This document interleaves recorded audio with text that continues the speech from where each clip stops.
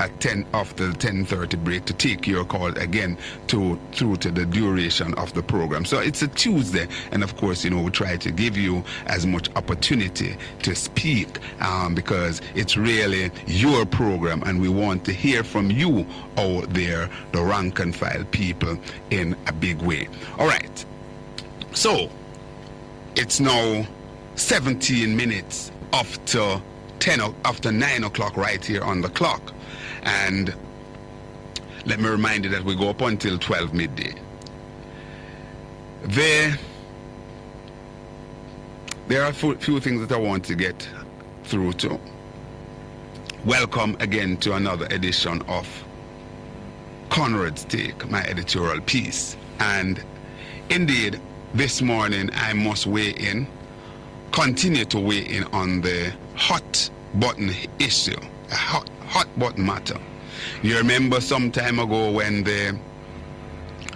you had the Dudus matter, former high-ranking attorney at law that was a chief supporter of the Jamaica Labour Party. You know, he referred to that matter as the hot button matter. So I am using the same term to describe this matter with Dennis Chung. Indeed, it is a hot button matter, and it's one that we hope that the country will able to, you know, it will be able to resolve, and we can settle down on it.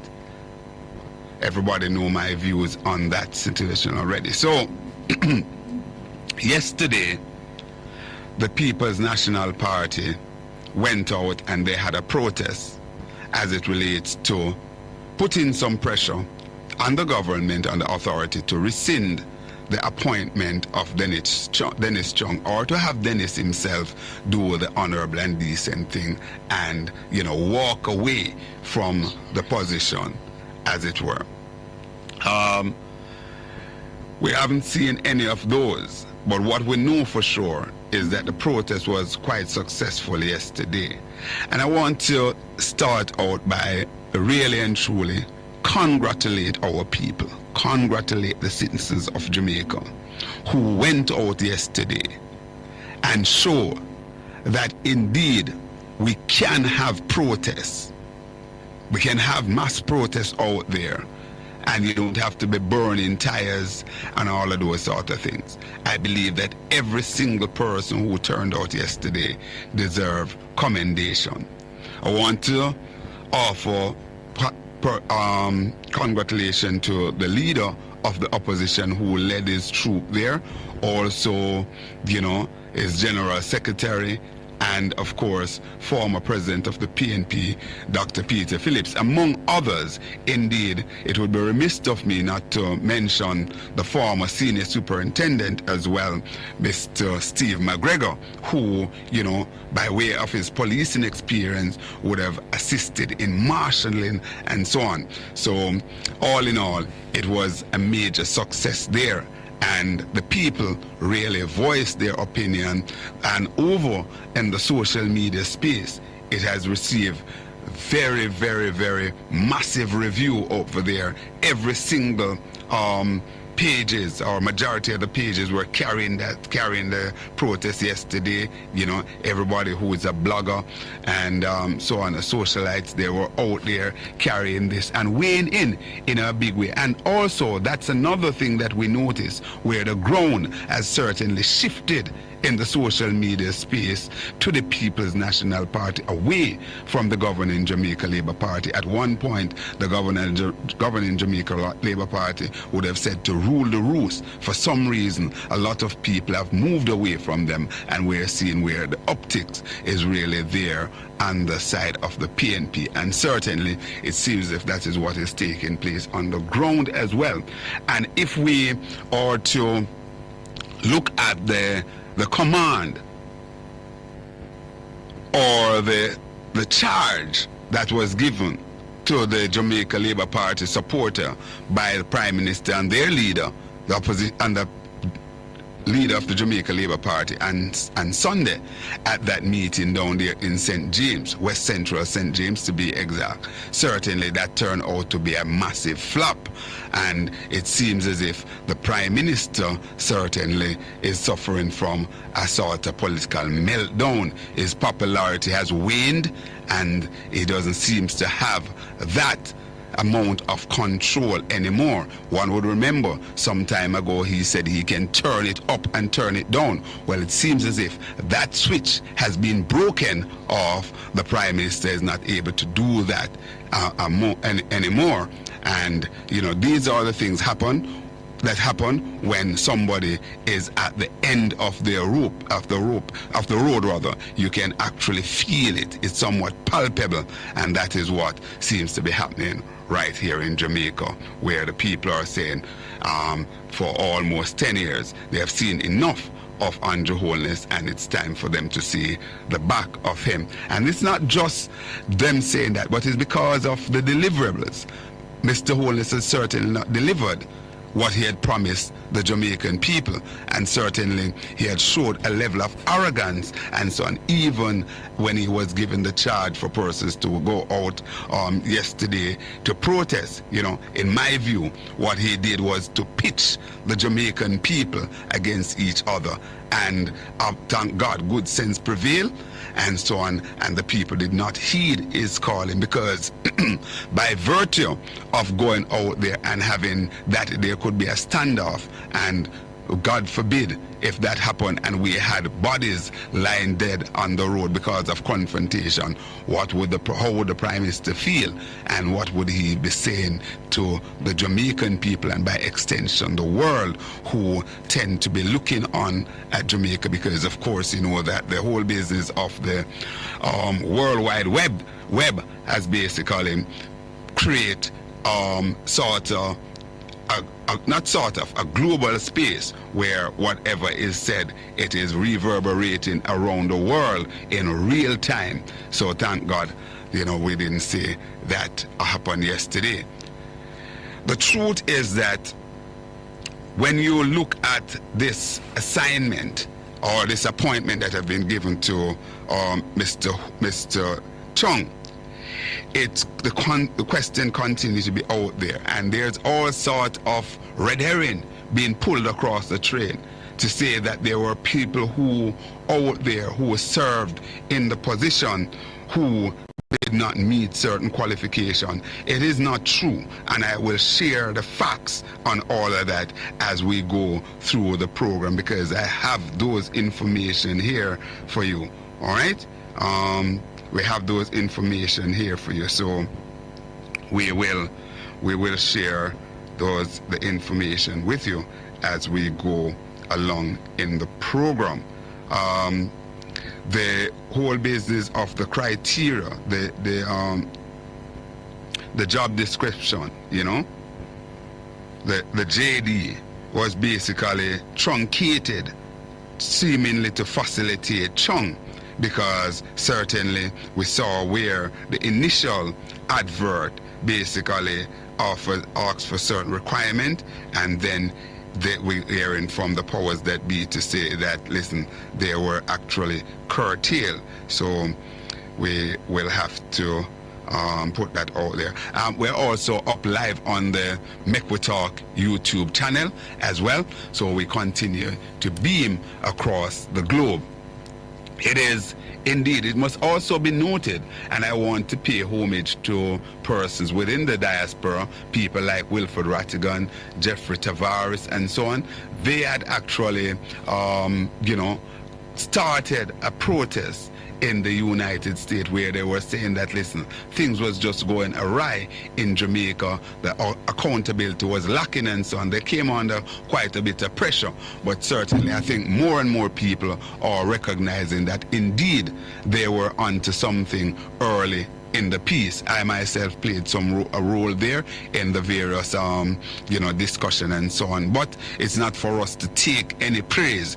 It's for us to basically do the work to ensure that Jamaica is indeed a better place, and that should be our mantra, understanding that, listen, we're here for just a short time, and we build the space, and when our mantra and our duty should be to leave this place a better place than we saw it. We should leave it in a better position for children, grandchildren, grandchildren, and just generation to come, and they too will come and play their role, so that the people who come after them also will see Jamaica as a better place. It is palpable now that a lot of people who sit in the middle are questioning the appointment of Dennis Chung. I heard argument now that we're actually in a crisis, a crisis, because certainly when you look at these appointments, and it may very well mean that we have to basically look at deep constitutional reform as to how we appoint these people in these sensitive positions, And let me say that one must bear in mind that nobody fighting against Dennis Chung of holding a job. This particular job is just not fit for purpose. Dennis Chung has opined on this particular matter before, and it rendered him unsuitable for the job. You can't be going into the job, certainly in any court. No judge or jury will be able to sit on a case that they opine on in the public sphere the way that Dennis had on this, right? Outside of the fact that people know that Dennis Chung is a supporter of the Jamaica Labour Party. You understand? But that in my view, that is his prerogative. He can do that. That's his prerogative. But the fact that he weighed in on this, we're talking about the Prime Minister of Jamaica. We're talking about a file that is on the decks of the FID. And certainly when you look at all of those and put them together, both the government of Jamaica should do the right thing, rescind the appointment, or Dennis Chung should step up to the plate and basically do this decent thing and step away. Stay with us. So come back.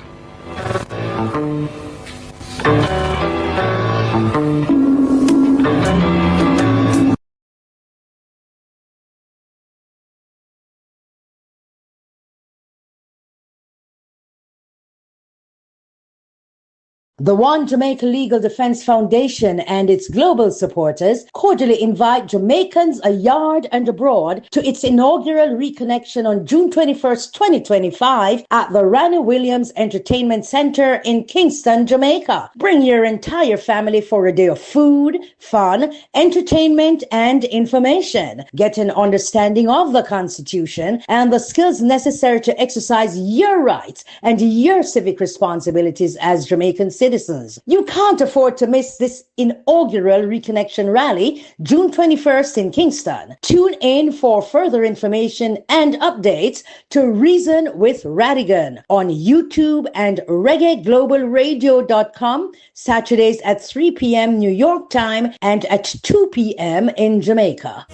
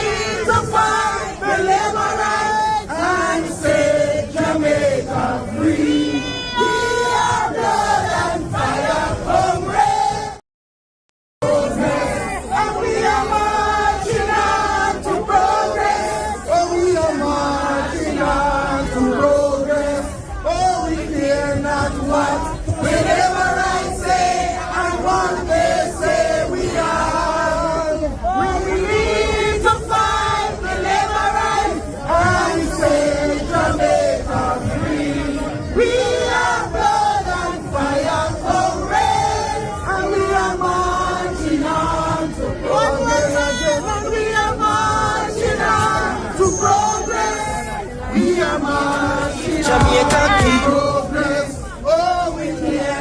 what the labor rights say and what they say we are. We need to fight the labor rights and set Jamaica free. We are blood and fire, comrades. The Prime Minister just needs to fly the gate. Call it Andrew, call it, and Iman will sound the trumpet. Whether you're Labour right, PNP, regular Jamaican who just want to vote for a change, you see the next election here will come up under no circumstances whatsoever can you vote in back the Jamaica Labour Party in. And we are marching on to progress. Oh, we are marching on The University of Oh, we fear not what the labor rights say and what they say we are. We need to fight the labor rights and set Jamaica free.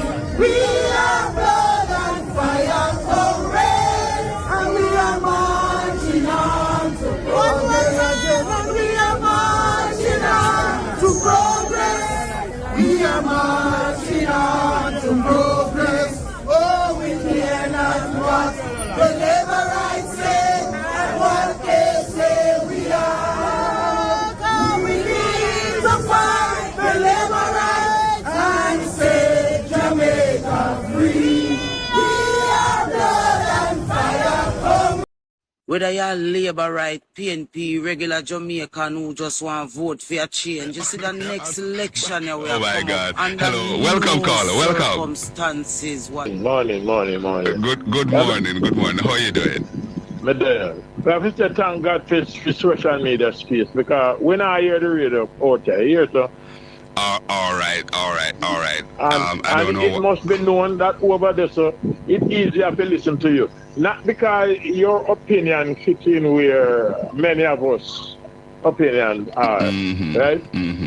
But you know it go right now, sir. But because somehow your co-host say, if people get sick and I want to tell you a story. But hear me. Say what you want to say. Don't bother badgering my producer, all right? Just don't bother badgering my producer. Okay, Nah, sir? I didn't say bother her, I said badgering. Don't badger her, all right? I'm a friend, but all right. you know, All right. sometimes And Marshall, let me just hold on. Sorry, Marshall. Let me just say to you that thanks a lot. We're happy for you to report. So we don't take it lightly, you know, and we try our best to see how we can get things done. We know we have some issues, and we're hoping that in short order, when you listen to us across the length and breadth of this country, we'll be crystal clear. All right? We're working on that. Go ahead, Marsh. yes, but that's what you said to me. How much time you going to tell me? Boy, you good as gold, you know. Jesus of mercy. We hear the same rhetoric. You know, it's like how Marlon every day come. Crime down, poverty down. Like, he not tell you how much, he not tell you how high corruption turn up, you know. One thing over, people get tired of hearing that it's so alright. You know, it makes us sick. Anyhow, it is what it is. Right. You realize how the Prime Minister scored a one goal upon himself again? Talk to me about the match. Talk to me about the match. Well, the man now, you're leader of country. Yes, on one side about the government demonstration. Yes, our protest. You know, let them go on. When you want to call out your people to go put them out there, to cause problem for. And the chattering class in this country now say nothing. Where them dead? Where the chattering class to come out and blast the Prime Minister for such stupidity? Thank God for the wisdom of the JLP supporters, right? Thank God for their wisdom. They know that stupidness them leaders have, and them not go there. You know why? A few JLP people was there about. You see that little lane we run below the minister Campbell. It's a JLP area, and that those people come out that they have to put it at their yard in there, right? So they just at the front of the lane. Well, because when the man talk them things, then you know, me start get worried because me I say the people them from Fletcher's land I go come across, and even some of Denham town people that come right across the hospital and come over there to make trouble. That's what I was thinking, you know.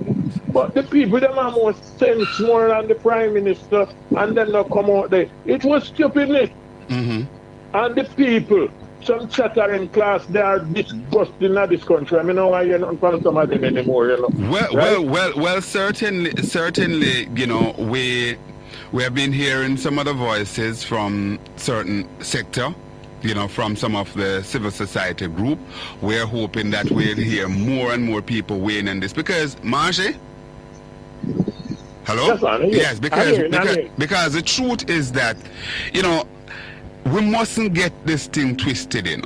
What happened? Dennis Strong had many positions in Jamaica, including the one at JUTC that he had to resign from.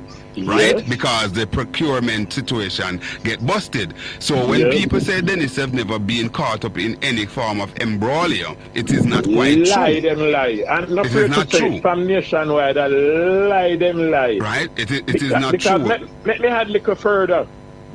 It is alleged that he was dismissed from Kentucky. Well, that one I'm not going to give any kind of Yes, credence so to. I saw. Hold on, Marshall. I know you use the word alleged. I am not. Yes, I saw that. I saw Yes. that on social media. I've not seen it anywhere else. I don't know that Dennis used to work at KFC. Stupidness going on at the Football Federation. The regular girl them have problem in getting their money.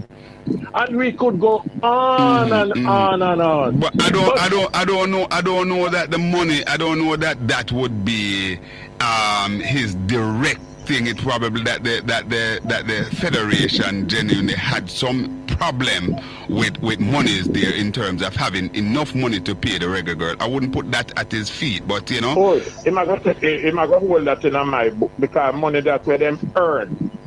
Yes. So you earn the money, pay the people them where them ticket. Yeah, so but if money not in the coffer, you can't pay. But they earn it, so it comes. So why not pay? Why not pay to them? Anyhow, as I said, you know, the bigger point is that. Make we leave that alone. The criticism where I get him earn it because him done try the case already. Where I go do, you know. Him done try that case already, and him sanitize the Prime Minister before him get the job. So him only going there now go formalize it, right?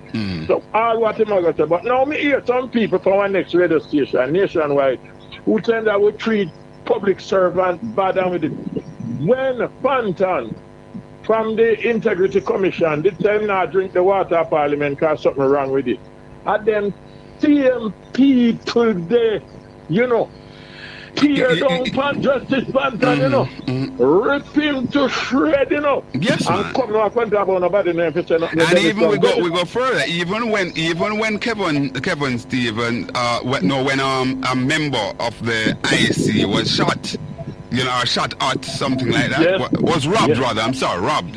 You know, we remember. We know also the recent criticism that heap on Greg Christie and so on from that same outfit. So you know, people have to remain. I want people to look at things and discuss the matter at hand. And let us remind ourselves, Marsha, that all the things that people are talking about, none of them even remotely have anything like this in it. Nobody else have gotten a job in an institution that a file is there for the Prime Minister that you will have to adjudicate on. And that is the situation. That's a gravamen with this particular issue with Dennis Strong. Also, people are asking additional question, why you change the criteria for the job. Exactly. And all of those sort of things. So these are legitimate questions. I know the spinners, them are going to tell us that people get the job already and never.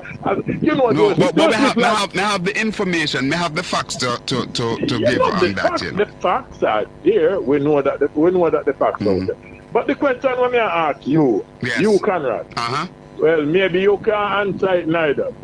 But no one knows. You get 2 days a week. And when you get 2 days a week, your next host should try to come in and take away about half an hour out of your program. And then the Friday, if him not got send it, if him guys send it, they not call you. Them call Barrett or somebody else. Right? Them now call you. And if them not got send it, then call in Marlon. And Marlon now get the listenership where you will get. What wrong with News Talk 93?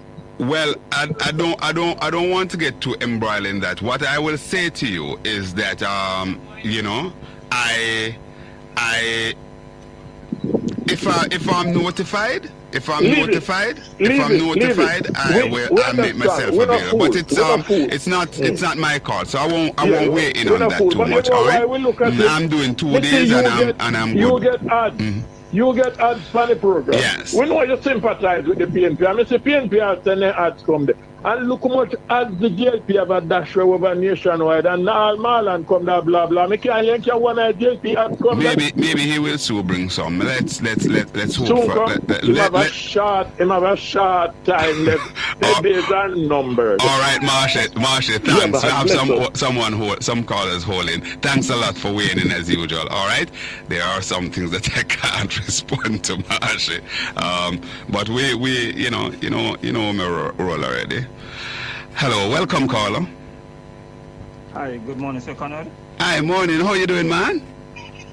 I'm doing okay. I want to ask you a question, right? Yes.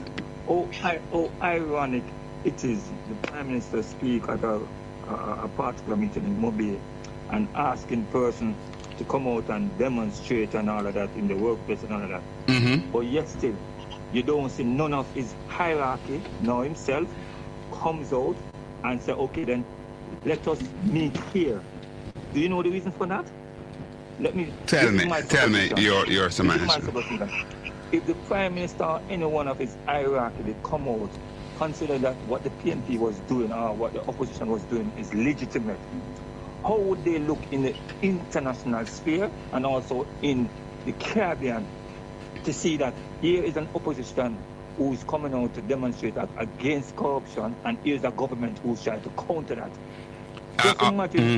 Maybe the Prime Minister also learn from the fact that, listen, there are some things that him can't out there with, such as when he basically walked out at the Parliament, walk out on the Jamaican people.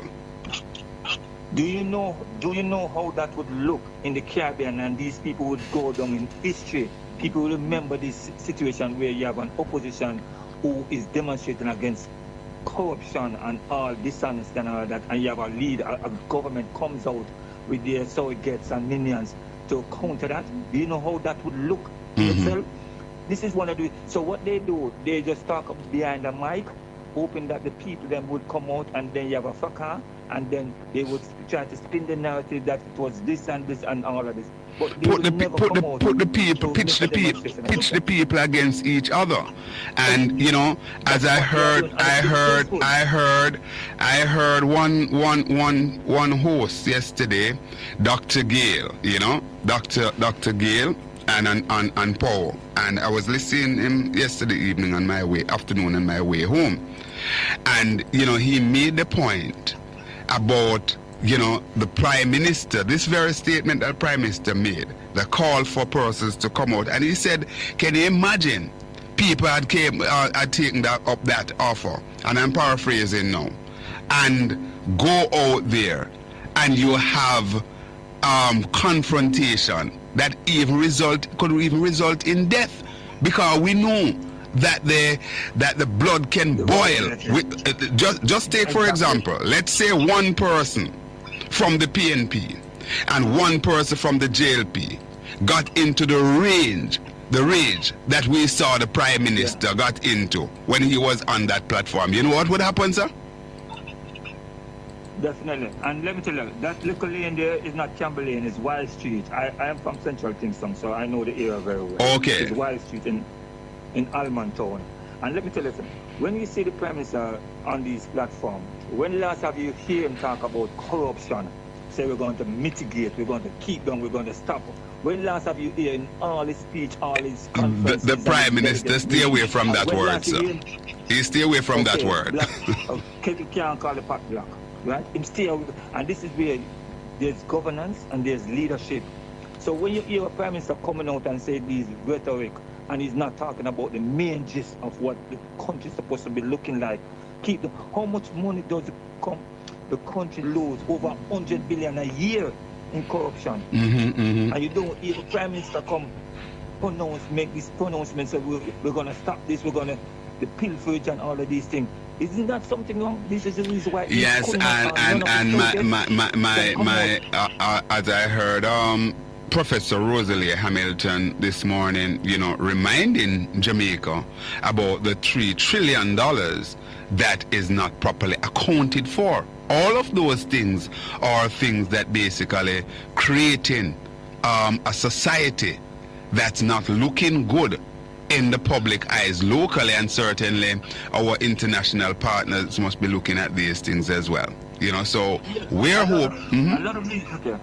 A lot of these surrogates are losing credibility because of one person, and they feel like this government is going to be in power infinitely now. They believe, have they ever think about what they're going to do in their next job? This is the power of the tongue. You have to be careful. Your words from your mouth can defile your body, because you don't know what 2 months, 3 months, you might have to leave a job and you want to go into a different job, and because of your pronouncement, it hampers you. So some of these persons who believe that, okay, then you're going to stand for this because you and this money is friend, doesn't realize that when there's a change, it can affect them and their families and everyone who's connected to this kind of misery right now, I call it, that is happening. And with the Prime Minister, I wonder if we really think about the people, because as a young person, in come with some of the boom, and everything, have him think about this country, what he's saying, because the way he talk sometimes is like someone talk to a small child. He's so demanding and say, do this, and enforceful, and speak with such arrogance. It's a power. That's why absolute power is very dangerous. Absolute power, corrupt, absolutely. Thanks a lot. I have some more that I want to take. Always a pleasure. Always a pleasure. All right, let's continue to take your calls as we close out this 10 o'clock, 9 to 10 segment on the program. Hello, welcome to Straight Up. Conrad OBrian here. Hello, good morning. Hi, how are you doing, my friend? Country? I'm fine, thank you. Good morning to your listeners. Good morning. Yeah, I have two things. Go ahead, sir. On Thursday last week, the PM was in Northwest St. Catherine, up there in the Lloydersville division. Yes. Cutting ribbon for one house. Road block off, lot of entourage. And this is a well-known JLP supporter. Yeah, but this lady, she did need a house. She's a mother of 13 children. And she need a house. And the Prime Minister was there, wasting taxpayers' money just to cut one ribbon. I want every Jamaican who need help by way of a house also to get it. However, I'm on record saying this. It is embarrassing. It is backward. It just don't make any sense to gas those vehicles to gas those vehicles alone. That the Prime Minister journey. Hold on, country, because we must drive these points home. These are important points. When we have young children cannot get food to eat, young children cannot be looked after in hospital because parents don't have money, and each time to move those vehicles to go into Lloydersville from say Jamaica House, you're talking about hundreds of thousands just to gas the vehicles, right? Because the Prime Minister traveled with a large entourage, and the vehicles, they are gas guzzlers, right? It is nonsensical. That could ordinarily be handed over by the councillor of the division, or at best the member of parliament. The government could still get the credit. You could say, listen, this is a house that is handed over by the GOJ or by the St. Catherine Municipal Corporation and so on. We have to get to that place. In addition to that, as I said before, as Natalie Nita-Garvey said, that one of her constituents died before the house was ready. Before the house was handed over to her, although the house was built. There's another one who asked to go into the house because the hurricane was coming.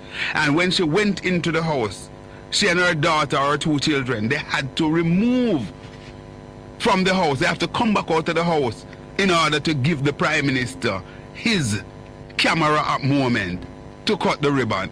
I mean, just these are the moments that I am saying that, listen, let's divorce ourselves from jail PNP. It is nonsense. It is embarrassing. It is rubbish. Go ahead, sir. And, Sir Conrad, this house was finished from last December. There you go.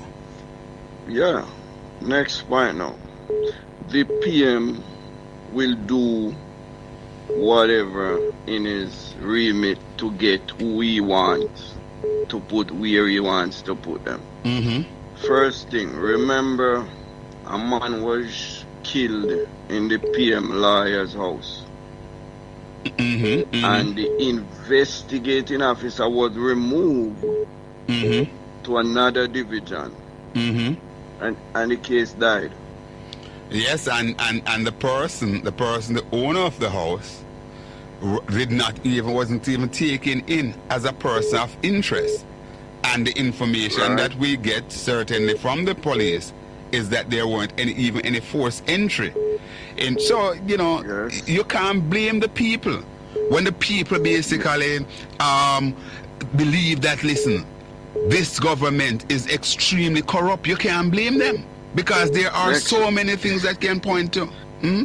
Next one, Sir Conrad. Former Commissioner of Police, Ellington, was dig out of the Commissioner's office to accommodate the advisor of the Prime Minister, Mr. Anderson. So they dig out Ellington to put in the state of emergency man. Well, put it this way. All right, make your point. Yeah, him institute state of emergency. Yeah, man. He not instituted, but certainly that was his main tool. That was his main tool. Right. I don't know whether Ellington was dug out or whatever, but certainly it was a surprise to a lot of us when we woke up the morning and Ellington was no longer there. So now to get this man at the controversy now they have to remove some of the criteria to get this financial man in to deal with the Prime Minister's filing investigation. I challenge you, if this man stay there, you will hear not even gunfire of the Prime Minister's investigation. All right. Let's see.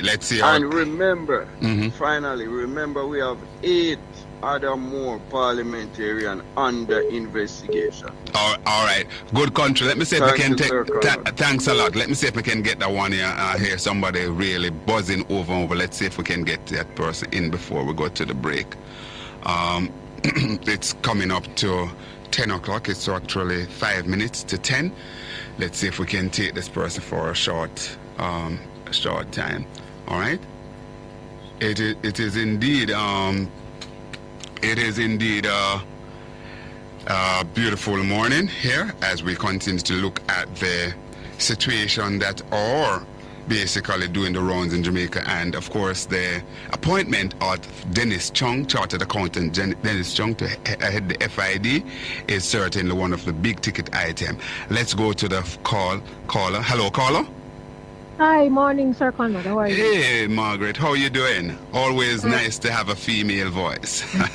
I must commend you on your struggle and hard work on getting the demonstration. You were the first one come to say we should have done that. Many people saying, oh, we're not supposed to demonstrate because it's ever caused violence.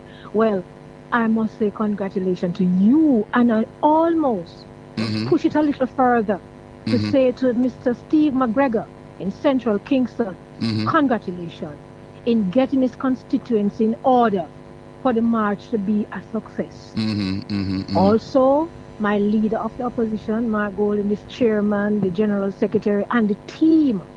Yes. All those member parliament who standing member Dr. parliament. Phillips, who weighed in a big Dr. way. Phillips, We saw Dr. former Phillips, Minister of Finance Omar Davis there, of course, Peter exactly, that's what I'm Bunting, saying. the GenSec, everybody. I want to big up everybody, and I want to say I'm happy to see Dr. Phillips came out too, as a former leader and stand beside the present leader to say we're saying it one way.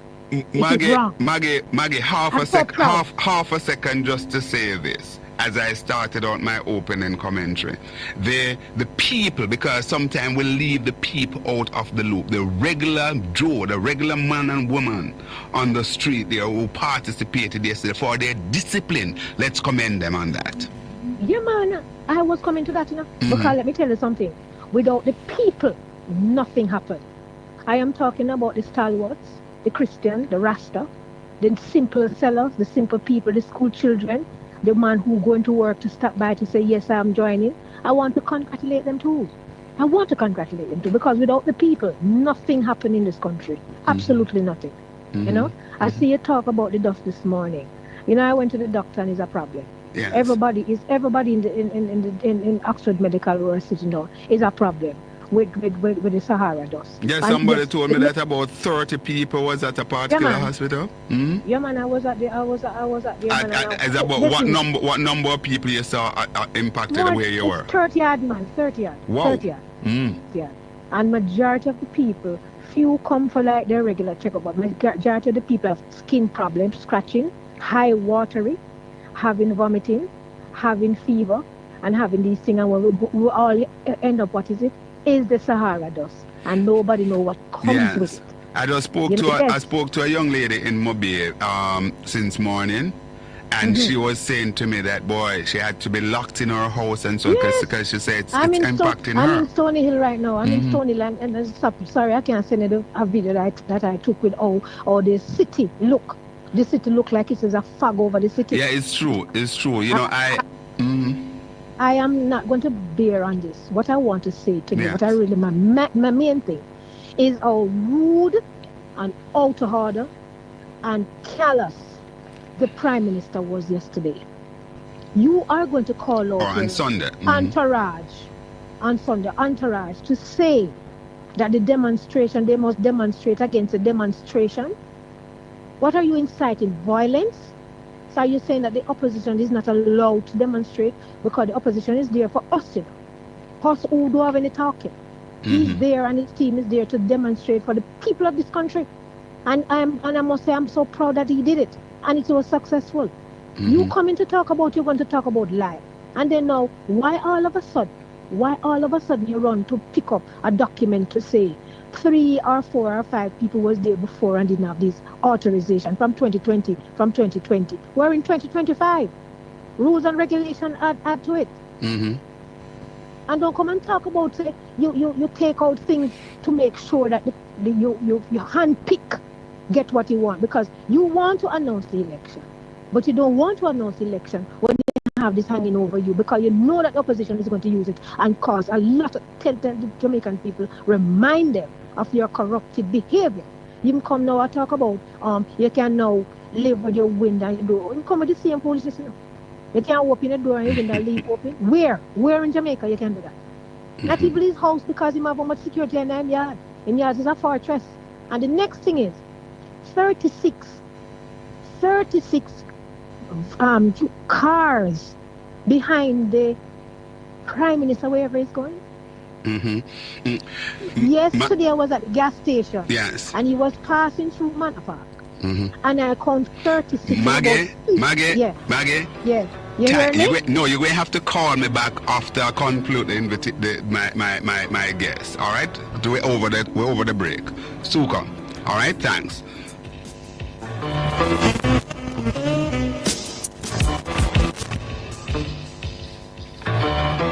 News Talk 93.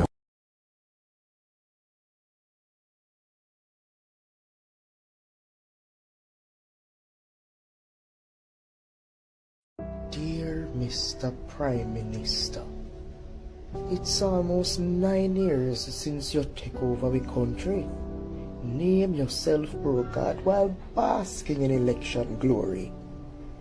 Little did we know that you would matriculate to becoming Jamaica's first Prime Minister to lead a heist on taxpayers' money. With a whopping 28 bank account, you laugh and skin your teeth while bolt head hang low in this national defeat. I remember when you tell with it Tanawi yard, leaving Jamaicans sitting in limbo. Even before that, you promised me could leave open my door and my window. You take your wife turn Madam Bully of the Parliament, showing Jamaicans who is the real man, whether in or outside an agreement. You raise your pay to a higher standard, while teachers, doctors and nurses leave yard to go look work abroad. Mr. Prime Minister, me not know if you see it. Maybe you're blind. Cause between me and you, Jamaica is singing a new song. Cause it's about time. Time for a new direction. Time for a new leader. There's no shooting in it. For a change. So take it from me, Mr. Prime Minister. Light a candle, sing a song, and find your way back home. Yours cross, angry, miserable, a patriotic Jamaican. The One Jamaica Legal Defense Foundation and its global supporters cordially invite Jamaicans abroad and abroad to its inaugural reconnection on June 21st, 2025 at the Ranny Williams Entertainment Center in Kingston, Jamaica. Bring your entire family for a day of food, fun, entertainment, and information. Get an understanding of the Constitution and the skills necessary to exercise your rights and your civic responsibilities as Jamaican citizens. You can't afford to miss this inaugural Reconnection Rally, June 21st in Kingston. Tune in for further information and updates to Reason with Radigan on YouTube and reggaeglobalradio.com, Saturdays at 3 p.m. New York time and at 2 p.m. in Jamaica. Ball out! Whoa, yo. We need help, Jesus. Jamaica need help. Shift the parliament. Shift the election. Shift everything. Remove them out there. Take out the cockroach. Take out the thief. Take out the criminal them. Take out the thief them. Take out the murderer them. Take out the gang leader them. Out of parliament. Take them out. From Portland. Take them out. I hear Portland. Me I go to Portland. Why me I travel to Portland? Take out somebody, man or woman. The Prime Minister just needs to fly the gate. Call it Andrew. Call it an Iman will sound the trumpet.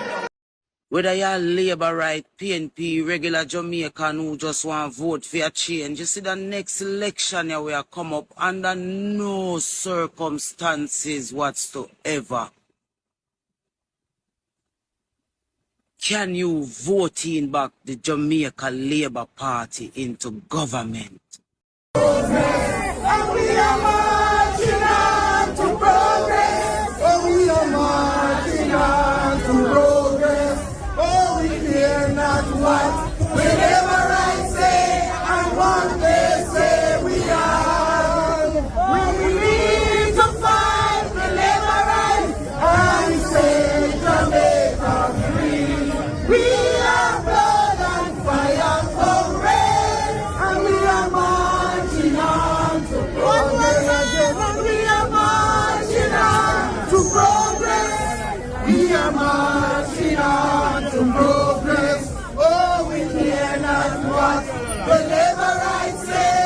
season.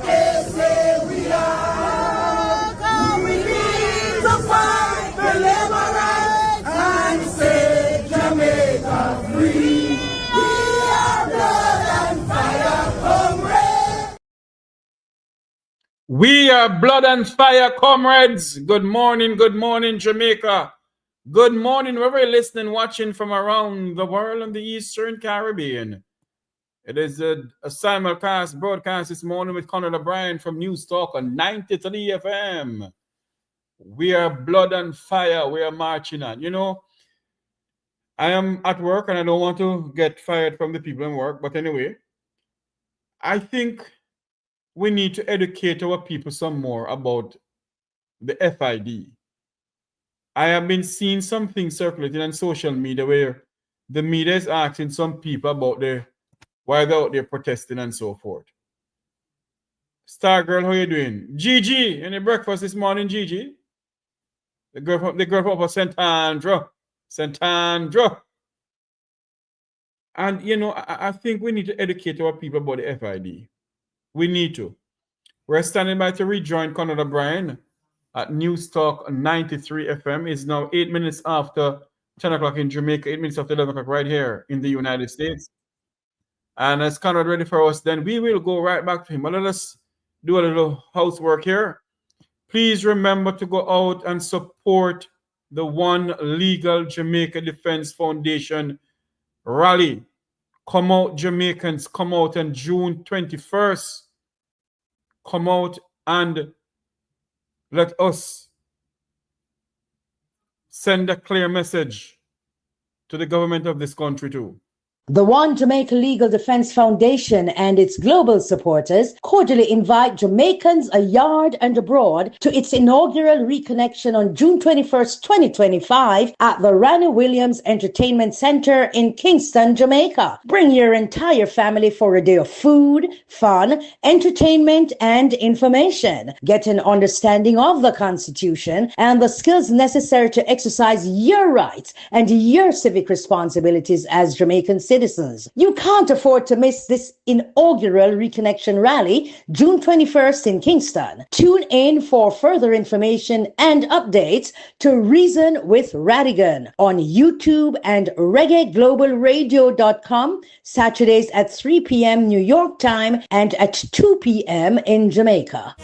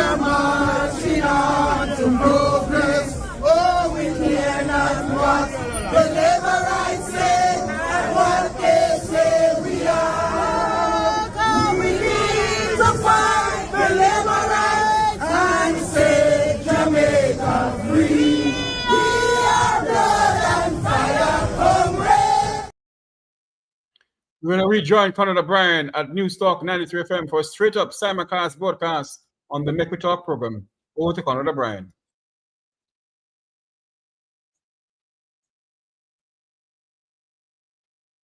John McKay is there, also Orville Allen, Spence is also there, and Raymond Taylor. A number of people there. We invite you to share the feed on the Facebook page there as well. All right, so it's that time of the morning. That time of the morning is now 12 minutes after 10 o'clock, our spotlight segment of the program. And of course, you know that there's a continuing discussion going on in the public sphere as it relates to the appointment of Dennis Chung and, you know, his position to the FID. So welcome to our feature, Spotlight. Today we turn our attention to two significant and timely developments in Jamaica: governance and civic space. First, the recent appointment of financial analyst and public sector veteran Dennis Chung as the new head of the Financial Investigation Division. A move that has generated both support and sharp criticism. His leadership comes at a time when financial accountability and anti-corruption effort are under intense public scrutiny. Secondly, we have seen growing unrest across sectors of Jamaica, of the Jamaica population, with protests erupting in response to wider concern around transparency, governance, and public trust. To help us unpack these issues, we are joined by Mr. Donovan Wignel, a respected voice in Jamaica business community, former president of the MSME Alliance and managing director of Matrons International Logistics. All right, so without further ado, let me go to my guest online, Mr. Donovan Wignel. Hi, Donovan, how are you doing? Hi, Conrad, I'm doing fine. Good morning to you and your listeners. Yeah. Thanks a lot. Thanks a lot. You know, Donovan, when we have a man like you weighing in, you know, I have to give you the full gamut, you know, so my round up have to be a little bit long. Yeah, man, no problem. All right, good. So how are you doing? You good?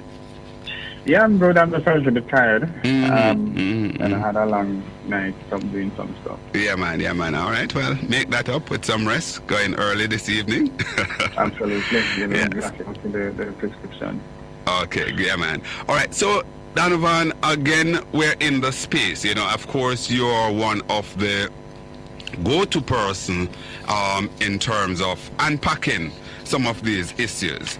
And the recent appointment of Dennis Chung, you know, to a very, very pivotal post in the country, the head of the FID, the chief investigative body as it relates to investigation of financial criminality or financial crime. You know, and of course the PM is at the center of this based on the fact that there is a file there with him, and we know that Dennis has opined on this in the public sphere.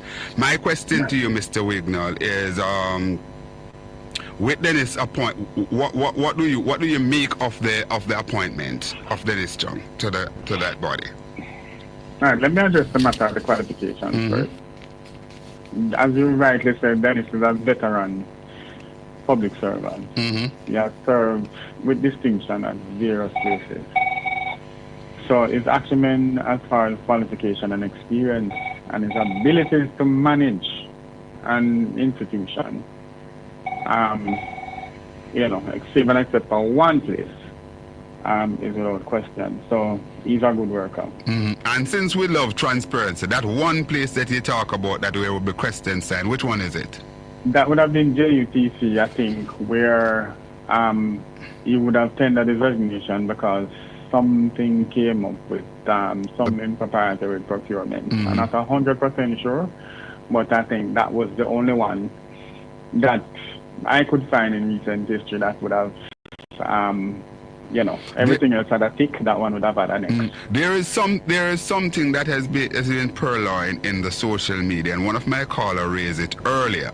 I personally don't take on the social media matter too tough unless we have some better particular. But social media is a go-to place now, and sometimes people in social media even have information that us in mainstream, may not be au fait with. So there is something about Dennis and KFC, working at KFC at some time ago, and he was summarily dismissed. And so you have a more than a passing relationship with Dennis. Are you aware of that? No, You saw it though. I would not. Yeah, I heard about it, and I didn't bother to research it. Because if it's out there, it's out there, and so you can say, okay, there are two things that would raise a question sign. As far as him working in an institution and the successes that those institutions are concerned. So, so his qualification and his ability to perform in respective posts, for the most part, he would have gotten more than a passing grade. So, for me, his qualification is not what is being questioned. I think and you can use the analogy of a jury. If it is that a jury is empaneled and one of the jurors is found to have more than a passing relationship with the accused, then that juror would be ejected from the panel. Simply because or if he would have passed certain statements, or would have said anything that would have shown any bias for or against the accused, and he would have had to withdraw himself from the panel, the jury panel, or he would have been recused from the panel. Indeed. But let's stay with the qualification a bit. As it relates to managing an organization, we could say, okay, then an ordinary institution, fine. So Dennis was chairman of, say, the National Solid Waste Management Authority. Not to basically diminish the import of that organization, but you wouldn't be looking for certain technical, hard-nosed technical situation. In this case, he is not just a director, the job is a technical executive director. Don't you think that those are things that are very important for one to be appointed fully in this position? Because we saw where four persons being per law and there are other information coming. It's not just that those persons were not in law enforcement, they weren't actually appointed, they were acted and so on. Yeah, well, I mean, without having the full background of the other candidates that were being interviewed, and if you have that information and that is proven to be fact, then fine. As far as his technical capabilities as far as police work and investigation is concerned, as far as the experience is concerned, that would have been required with the previous set of qualifications, then definitely it would not have been a qualified candidate, but the qualification requirements were changed from the one in December to the one, I think, in January. Yes. So that would have made him satisfy the requirements. So that again raises that is a question sign again. Why did you change the requirements? The other thing is that previous people that served at that particular organization would have probably had similar qualifications to Dennis.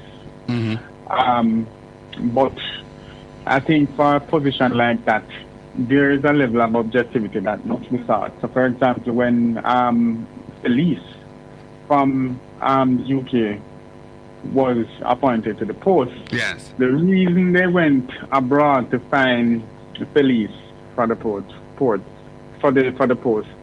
was to remove every single inkling or every single doubt of any kind of bias. He would be totally objective. Bias and attachment. Right, when he's acting in the capacity in which he was appointed. So fast forward to now, where Dennis would have made certain utterances pertaining to the Prime Minister's integrity reports. and the Integrity Commission would have referred the Prime Minister's statutory declaration to the FIB for investigation. Now, based on Dennis's comments, his opinion on the whole Integrity Commission's report, and the fact now that he finds himself in the post that he is at, for some people it would seem on the face of it that his appointment in that post wouldn't be a coincidence, but he was placed there to give some coverage to the Prime Minister based on his opinions on the Prime Minister's statutory declaration.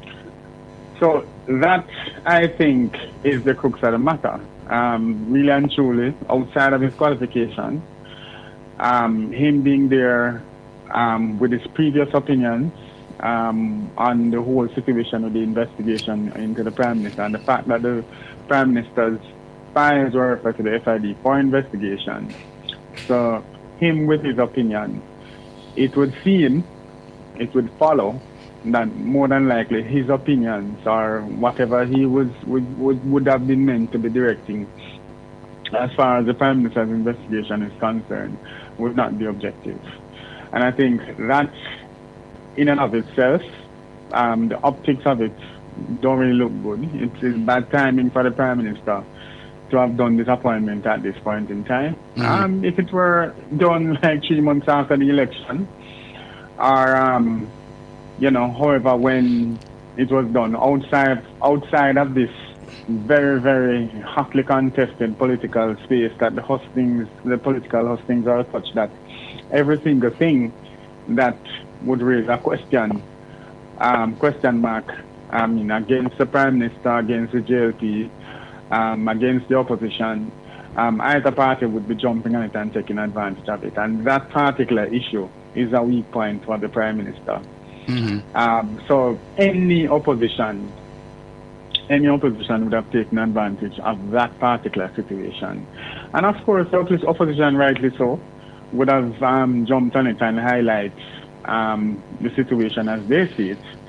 And within the current political environment, it is fair game. But let's, Donovan, for a moment, divorce from the politics, because as you said that the politician, the opposition, and so will take advantage of things. Just looking on as for justice, and what one could describe as fair play. As a Jamaican, you believe that whichever party, let's say it was the PNP, find itself in this position with its leader being under the cloud, because certainly with the allegation the PM is under a cloud. Do you believe that this? Wouldn't you posit the same view and say, boy, this is just wrong in terms of us building a democracy, building a space that we say place to live, raise family, and do business? Well, Dennis, you think that if the opposition was in power and the JLP was in the opposition, and this particular scenario happened with Mark Golding, don't you think the situation would have been absolutely the same? Absolutely. As a matter of fact, I think they would even push harder based on the experience that we have had with the Jamaica Labour Party, what we saw. One would remember when Richard Azan built those shops for poor vendors who was out in the sun, and the Prime Minister said he would not sit in the Parliament with Richard. One remember all of that. So Mr. Holness must understand that, listen, we have these things on record. These things are on record. But I'm just saying that, Donovan, that even if you divorce those things from it, certainly when I look at it dispassionately, I am saying that, it can't be that the Prime Minister have a file within the office and they literally handpick somebody who is close to the Prime Minister to go there. It's not looking good any language. It does look that way. I think was it Julian Robinson? In his speech yesterday, he said it. Yes. It would seem as what he said was it seemed as if the Prime Minister put him friend there to give him coverage or something to the effect. And you would share that opinion. That's a reasonable. It would seem that way. And if the opposition was if the current party, if the JP was in opposition, they would have said the same thing. In politics, these particular issues would have been seen as weaknesses. And of course, over the last couple of months, corruption is an issue for the JLP. It's an issue that caused them some amount of political capital. And this particular scenario does not help. The optics of it doesn't look good. When we look at how things are managed in some sphere, you want to at least be seen as above board, across the board, in most, if not all situations. And this one causes it to raise an eyebrow, If it is that if it is viewed by the public or a certain section of the public that this particular appointment will present the Prime Minister with some advantage or bolster his position, then that is what is going to be out there. And while some people might not say it, they will at a particular point in time make it known that they're not happy with it. But it does not look good. The optics of it don't look good. Good. From your perspective, Donovan, you're a noted businessman, a business leader. How important is public trust in these kind of decisions? How important is that? It's absolutely important. Public trust, drives a lot of things. It drives our international reputation. It drives the public faith in government institutions that are set up to adjudicate on matters such as, the conduct of our leaders, the conduct of our public servants. It drives a lot of fundamental things in the society. So a lot of cynicism can be the result of this particular appointment. Some people say, that's what the thing said. Everybody know, Some people are going to say, well, the Services Commission really and truly is just a paper tiger. A paper tiger. It really and truly, if whoever wants to put whomever where, it doesn't matter what the Services Commission do. They're instructed to do so. That would have been an allegation that would have been out in the public sphere now. In terms of international optics, wow. Hold on for me, Donovan. Let me take the break and just come back and wrap with you, please. Let's go to the break. Suka.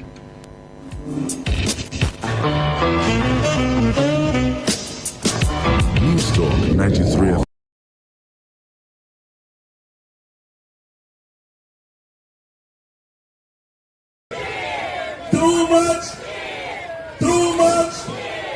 Too much, and I believe the fact that Jamaica need leadership. Andrew must go. Andrew must go. Andrew.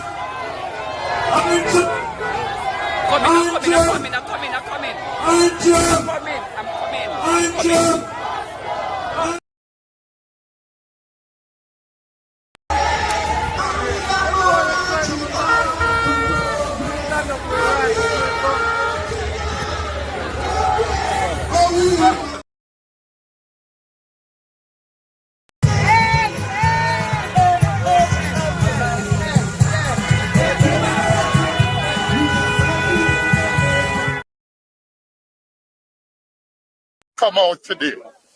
What, you mean we don't have the right to peaceful protest anymore? Is he looking confrontation? Well, if that is what it is with my Harvard stick, I'm here. With your Harvard stick, you're down today. I'm right. I'm here to demonstrate. You're not cool with my rights. What do that? All right. Additionally saying all labor rights must come out today.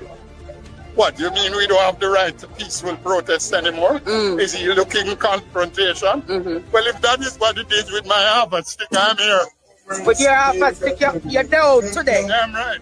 I'm here to demonstrate. You're not going to fool with my rights. Don't do that. All right, Uncle John. We're alive and what you're saying. Sir David. So please, keep the language clear.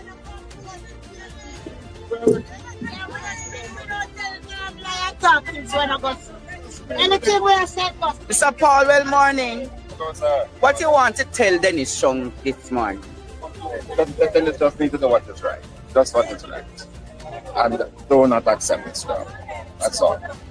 But there's an argument that probably this is a better salary than what he was getting at JFF. Yeah, but his reputation must be more important. His reputation.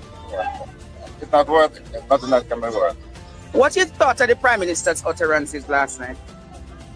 I think it's irresponsible. You believe it's a dangerous day in our democracy? We are here in peace, as you can see. We're looking about to all the most.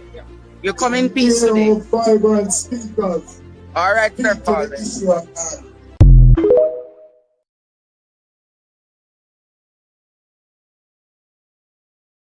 Come out today. What, you mean we don't have the right to peaceful?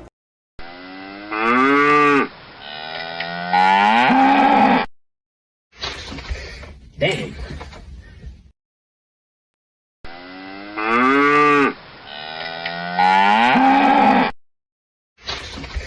Damn.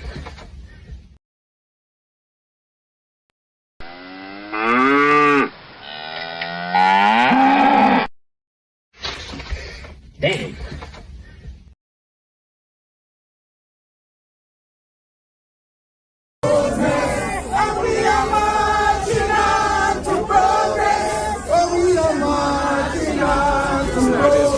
UWI Mona campus. Whenever I say and what they say we are.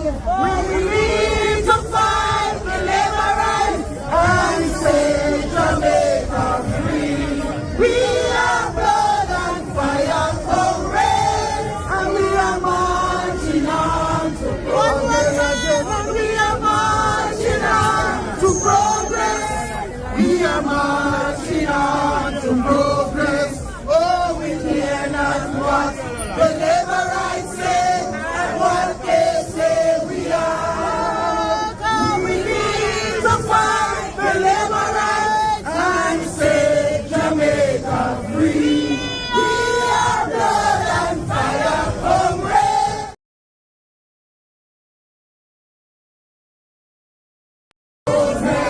And we are marching on to progress. Oh, we are marching on to progress.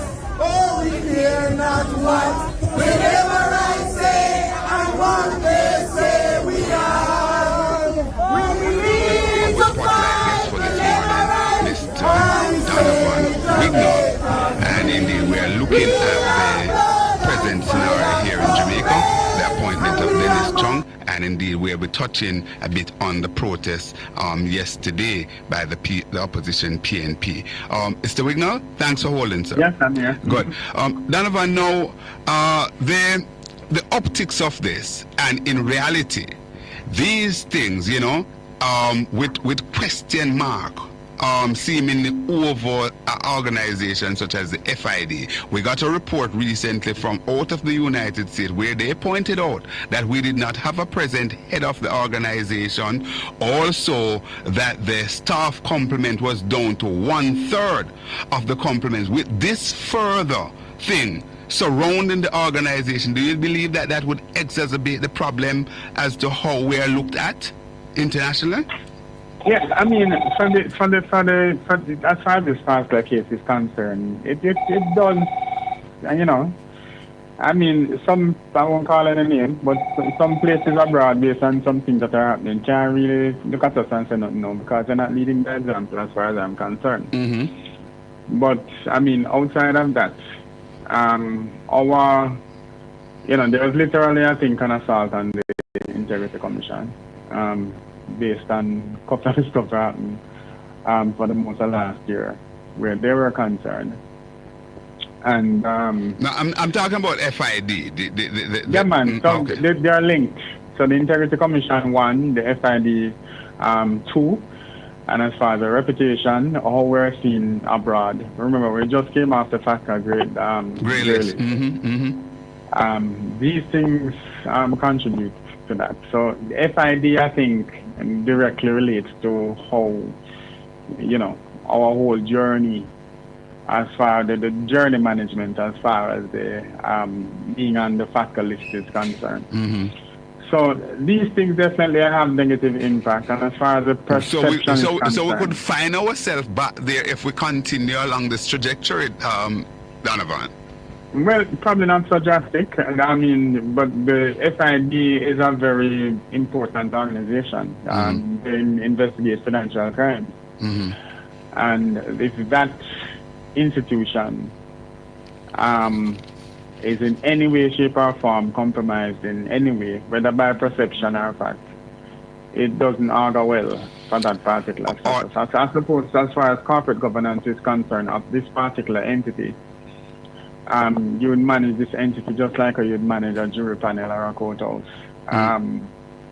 Certain people, if they are, of a certain ilk, if they are out public saying certain things, that alone would raise questions about how they will handle, how they will adjudicate on certain cases based on their public utterances. So based on based on the things that you're enumerating, Donovan, let's go straight, direct.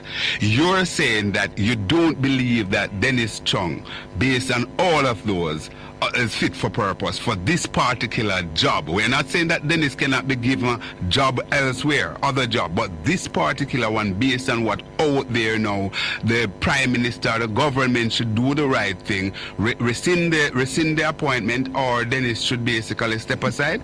What say you? Well, I'm going to tell you this. The Prime Minister is not going to ask Dennis to withdraw, and Dennis is not going to resign.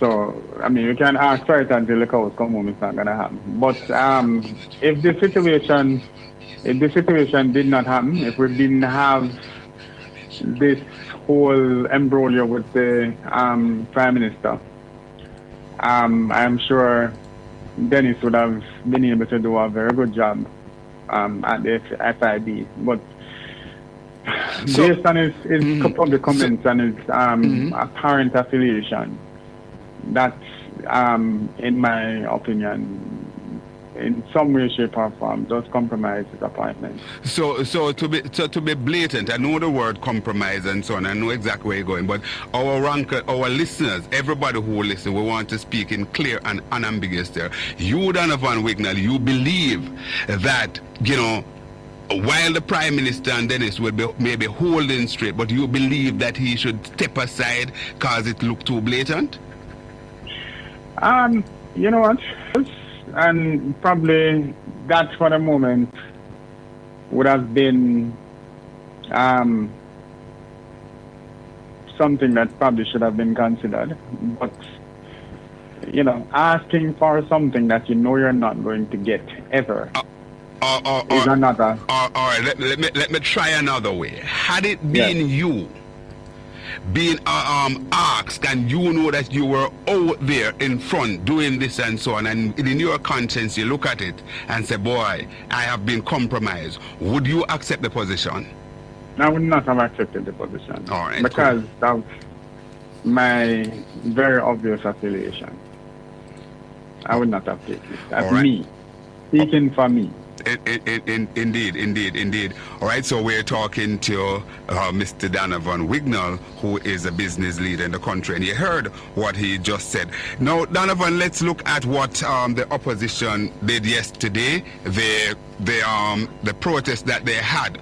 How do you view it, and what do you make of the charge that the Prime Minister would have given to his supporter at that political rally down there in St. James and Sunday night to go out there and counter? Jocks, deal with both of them for me. Well, first and foremost, Dennis, I thought that was very dangerous. Conrad, sorry. Dennis OBrian, that's my man, sorry. I thought that would have been... I'm a cousin, you know, I forgot to check him for some of my wealth, did you sell? It seems so. Yeah, man. But, yeah, that would have been a very dangerous situation. See, you know, remembering the political past that we come from, where violence was a figure. And to have a hot button issue like this out there with people with inflamed passions and this particular issue, if we had an equally loud and vocal JLP crowd going out to Hero Circle, it could have been the recipe for a very unpleasant political history. Yeah. So it probably, I mean, the Prime Minister was very, I heard him, and he was very passionate about it. He was very vitriolic about what he was saying. And I think, you know, being in an emotional state sometimes is not always the best time to make any decision at all. And what he said, and the charge that he gave to go out there in the same vicinity and counter-protest. I hope it was in the same vicinity. I hope I'm not misquoting him. Protest, yes, but not in the same vicinity. You can go there. Just like the PNP go there and protest and do their thing, the JLP has the same rights and privilege to go and do the same thing once they get the permission from the police. Just like the PNP. So, but not in the same vicinity. It would have been reckless for the JLP to go out there. That again to Donovan, you believe that the JLP would have been able to get a permission, since the Prime Minister talked about that Sunday night, they would have been able to get a permission to go out there on Monday? Not in the same vicinity. It would have been a recipe for disaster. No, but at all, would the permission be possible to be granted within that short window? Isn't it something you have to apply for and then? Yeah, you could have, but I mean, with you know, again, I can't say this, and people understand what I'm saying. It's Jamaica, and if they wanted to, say, for example, the People's National Party was having a protest in Hero Circle, and they wanted to have a protest, say, for example, half a tree, then they probably would have gotten the permission to do it in half a tree. But like I said, not in the same vicinity. That would have been a recipe for disaster. With both parties being on this major political hustings now, and this particular event, this particular happening, not the protest, but the appointment seemed to be fodder for the People's National Party's cannons. And the People's National Party see it as a major weakness of the JLP. They are going to jump on it. They are going to pounce on it. And it is something that I expected once I saw the appointment. I expected exactly what the People's National Party did. And I expected whatever, my anticipation of what the JLP did was exactly the same. I mean, to withdraw, for Dennis Trump to withdraw now, would have been conceding victory to the PNP's protest. If he didn't get to the point where he was appointed and reported to work and sat at his desk, then, that would have been another story. But for him to withdraw now at this particular point, you're not going to get that. It's not going to happen. So is there any advice that you would give to the new head of the FID?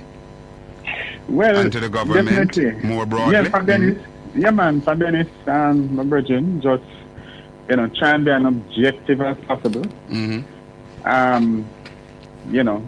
Whatever he does is gonna come under serious scrutiny. As far as his ruling and his adjudication, wherever he touches the Prime Minister's case, make sure that it can stand up to scrutiny, and that's it. I close by asking you this question. For good, smooth flow, of course, that one of the basic tenets in information, they said, for the space to be comfortable, you need accurate and timely information. In this particular case, do you believe that, for smooth transition and to basically calm the nerve calm the nerve and get Jamaica going? Do you believe that the Prime Minister, I know you say he won't, but do you believe he should really consider this one and rescind it? You think he should at least give it some consideration? He probably should. But no, it's not, like I said, you don't think it's going to happen? Even if he's considering it now, at this particular point in time, with the political temperature where it's at, it's not going to happen. Probably after the election. If the JLP wins the election, then probably. If they lose, then you know what's going to happen. Good. Finally, Dennis. I'm sorry. Finally, Donovan, Mr. Wignel. The political temperature is very hot right now, and which could mean some amount of unnervous situation, unsettling for the country generally. Yes. I remember, I think it was Portia who was the Prime Minister then, and the private sector, the powerful private sector, weighed in at the time and said, based on the fact there were some movements taking place, they think that Portia should go to the electorate, call the election, and settle the country down. With this, we know that there are a couple of months. Do you believe that the private sector should give Mr. Holness the same advice to go to the poll, have the election as quickly as possible, and basically settle down the country? Even from a businessman's point of view. Well, from a businessman's point of view, the private sector had better be very, very careful how whatever kind of message where that is concerned, they are going to be transmitting. It has to be from a place of total objectivity. Mm-hmm. If it seems as if the private sector is leaning to one side or the other, that's going to cause problems. Mm-hmm. That's going to open a whole another can of worms. And that is why I think majority of the private sector organizations and civil society have kept quiet for now, because it's quite easy at this point in time to brand people, JLP or PNP, and bias, say, oh, you're biased this and you're biased that, and whatever the case may be. Mm-hmm. So it is, as far as, being smart is concerned, everybody has have their opinion, but whatever public comments and, public messages that are going to go out now has to be from a place of absolute objectivity. That said, you believe it was a mistake, miscalculation for the president of the PSOJ, Mr. Metrosiaga, to go out there and very, very early in the piece to endorse Dennis and so on and all that? You think it was a mistake coming from the private sector head? No, you know what? I heard Metrosiaga, and what he did was endorsing Dennis on the basis of his qualification and acumen. He was very careful to stay away from the politics of it. And okay. If I were him, because he was asked a direct question, what he thought about Dennis's appointment, and he spoke of his acumen, he spoke of, and for the record, Dennis was a past CEO. Mm-hmm. Or executive director of the private sector organization of Jamaica, and while he was there, he served with distinction. Mm-hmm. So on that basis, I think Metrosiaga, gave him whatever commendations, and of course, Metrosiaga's last name very easy to call. So at the end of the day, if you go out there and say anything that anything remotely seems like he's endorsing one party or the other, that would also cause some issues for the organization itself, which I know, in fact, has a wide cross-section of people with various opinions. So, like I said, wisdom would dictate that you stay out of the political fray. Mm-hmm. And if you're asked for opinions like the one that is given on Dennis, you speak on Dennis. I know Dennis, Metro knows Dennis, and a lot of other people from both sides of the fence. Boy, you might come under some serious pressure later, because you said, boy, you wouldn't take the position. No, that is me. I'm giving my personal opinion. To avoid that kind of, this kind of foolishness that is going on. No, I wouldn't I wouldn't have taken it because it's not worth my sleep. It wouldn't be worth my sleep at night. Indeed. But to each his own. Then you can manage it, and then if you know Dennis is a very stoic person, you hardly see him emotional about nothing. I'm just very monotone in just one way. You understand? So for him, he can handle it. He gives his opinion. Whether you like it or not, that is your business. He does what he does, and that's him. And he can manage it. So, for him, he chose to take the appointment. So, that's it. All right, Donovan, thanks a lot. Always a pleasure talking to you. And expect that thing, all right? Yeah, man, not a problem. Cool. Good. All the best. Take care. All right. Good. All right. Yeah, man, that's Donovan Wignel there. And, of course, Donovan weighed in on this matter, gave his opinion. I think he was quite forthright there. Donovan is indeed the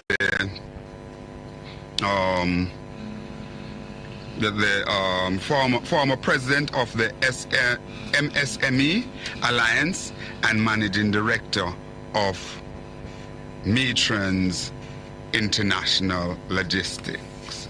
All right, so thanks, Donovan. It's your time, callers. Your time. We are going to take your calls through to the duration of the program. So, through to the end of the program, rather. So, give us a call. The numbers are 876-212-9824. That's 876-212-9824. 876-462-0919. What's on your mind? Talk to us. Tell us, Wagwan a John Shop. How things going? How the political hustings going on in your place? Boy, I was privy to get some WhatsApp messages out of a JLP chat group in a particular constituency. That is argued that a lady is going to go. Oh my God. The amount of expletives and whatnot and so on that is coming out of that chat group. The anger that people are expressing, the anger that people are expressing in that group, and those people are supporting a man goes by the initial OM, and this constituency is somewhere in the central part of Jamaica. So, what is going on there? The Gleaner on its front page this morning have a picture of Morgan and Fitzhenley, and also a picture of Dennis Chung here, and it says, "Divided we stand. Chung's appointment could harm Jamaica economic standing," warns Phillips. So Dr. Phillips weighed in on that yesterday during the protest there. So JLP accuses PNP of manufacturing rage in FID firestorm. And of course, as I said, Dr. Phillips, the other headline is saying Chung's appointment could harm Jamaica's economic standing, warns Dr. Phillips. The former finance minister, Dr. Peter Phillips, on Monday added his voice to a chorus against Dennis Chung's appointment. All right. Hello, caller. Morning, sir. Good morning, Mr. Lewis. How are you doing? All right. Talk to me. Yeah. I want to talk on what Israel is really doing to the Palestinians. I think it's a shame the rest of the world sit back and allow Israel to be taking away the people, Israelites, the Palestinians' land, and then slaughtering them. That can't be right.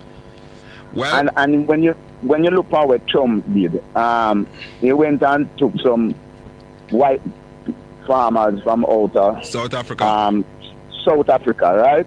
Those are the said people who were ill-treating the black people in their country, because they own. They are 20% of the population, and they own, I think, 80% of the land, right? Indeed. they do and jump. See it fit to go down and take out some of them out of South. And right? let us remember. And look at what these wicked Israelites doing to the Palestinians. Let's remind our listeners, Mr. Lewis, that that's where the hatred started for former Zimbabwean president, the late, my goodness, what's his name? The former president, he died a few years ago. Don't we? Nelson Mandela? No, man. In Nelson Mandela was a black. No, man. No, I'm talking about. No, man. Oh, my God.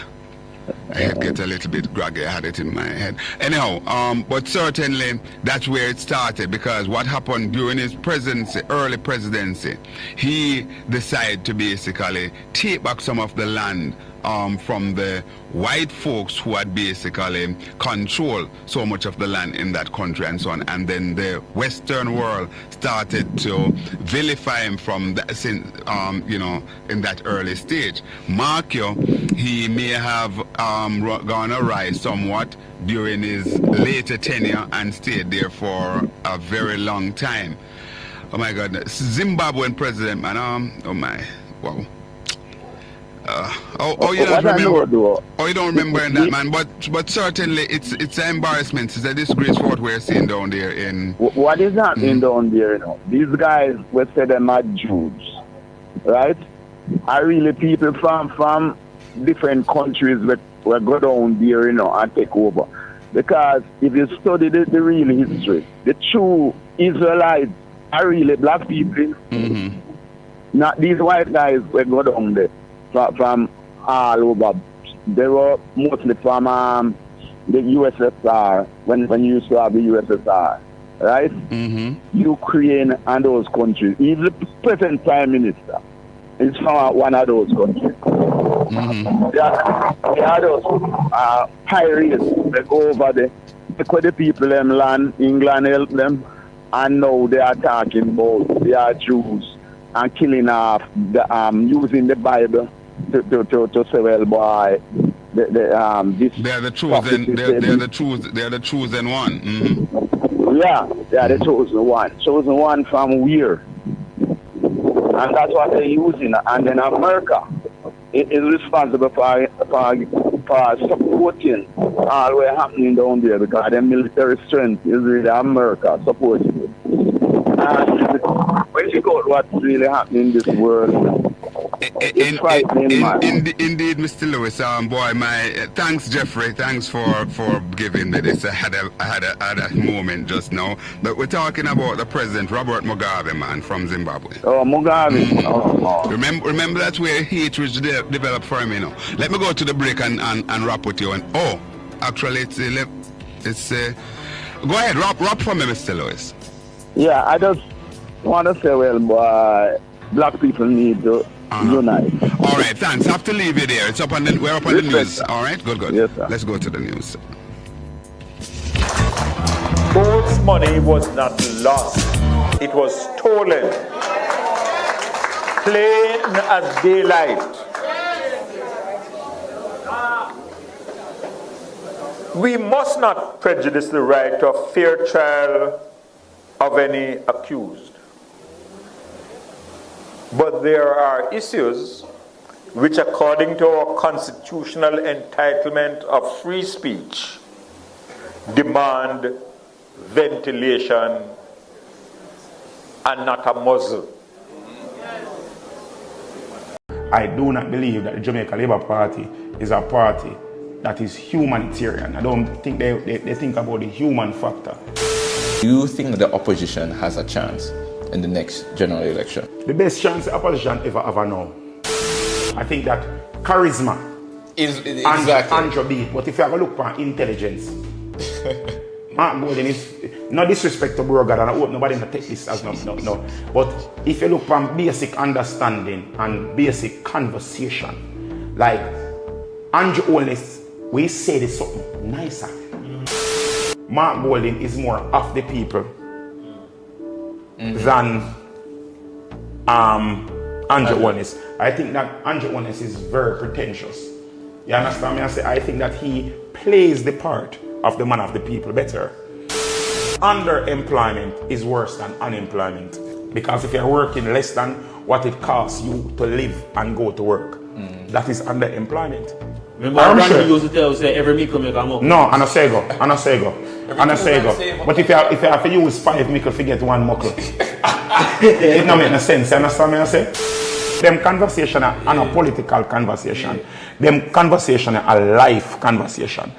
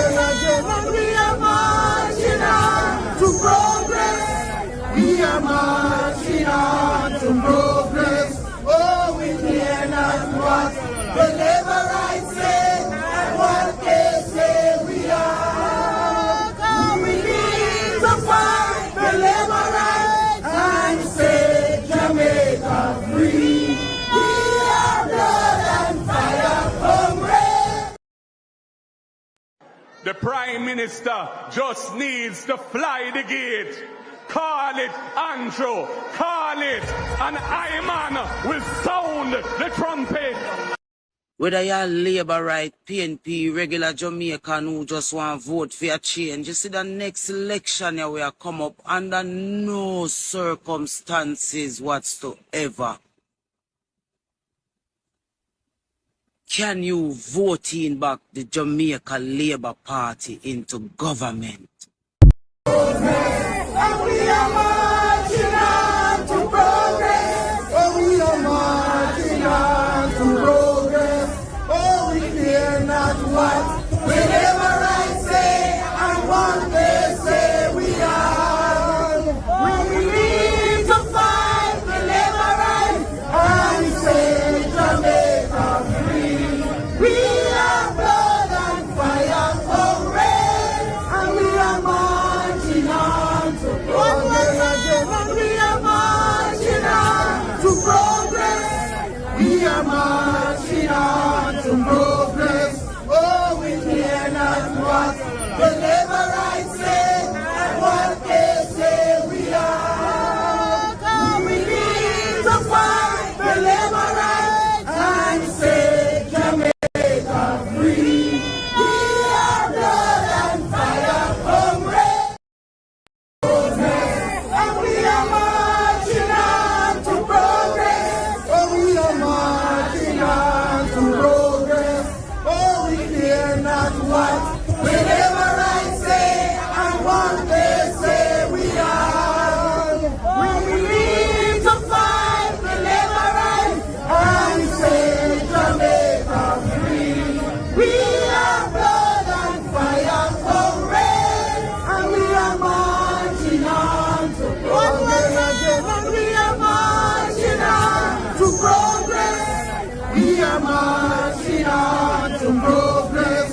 Oh, we care not what the labor rights say and what they say we are. Oh, we need to fight the labor rights and say Jamaica free.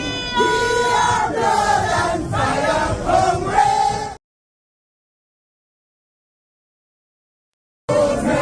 And we are marching on to progress.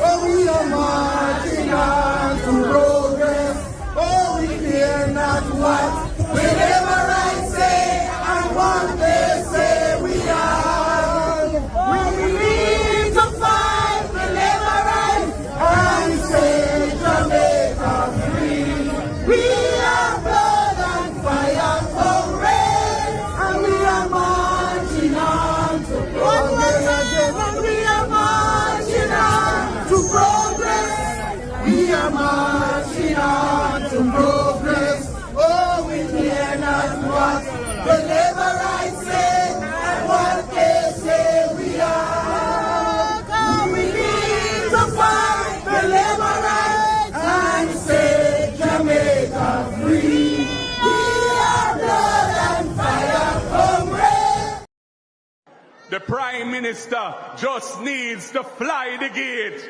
Call it Andrew, call it, and Iman will sound the trumpet. Ball out! Whoa, yo, yo, yo. We need help, Jesus. Jamaica need help. Shift the parliament. Shift the election. Shift everything. Remove them out there. Take out the cockroach. Take out the thief. Take out the criminal them. Take out the thief them. Take out the murderer them. Take out the gang leader them. Out of parliament. Take them out. From Portland. Take them out. I hear Portland. Me I go to Portland. Why me I travel to Portland? Take out somebody. Man or woman.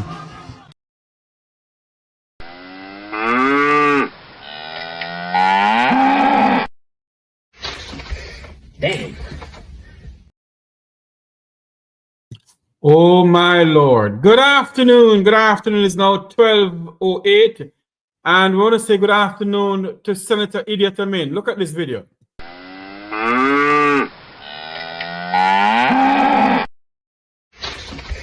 Damn. I think Senator Idi Amin is calling for some syrup and some bread.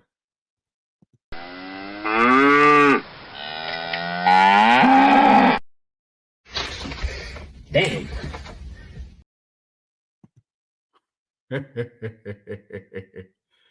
Good morning, we're listening and watching from around the world and the Eastern Caribbean. We're standing by to join by Conrad OBrian at News Talk 93 FM for Straight Up. As soon as you're ready for us, we go live to Conrad OBrian.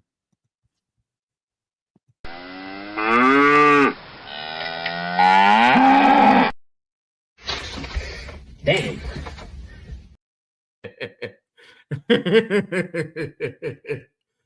Oh my God, this is funny. I do not believe that the Jamaica Labour Party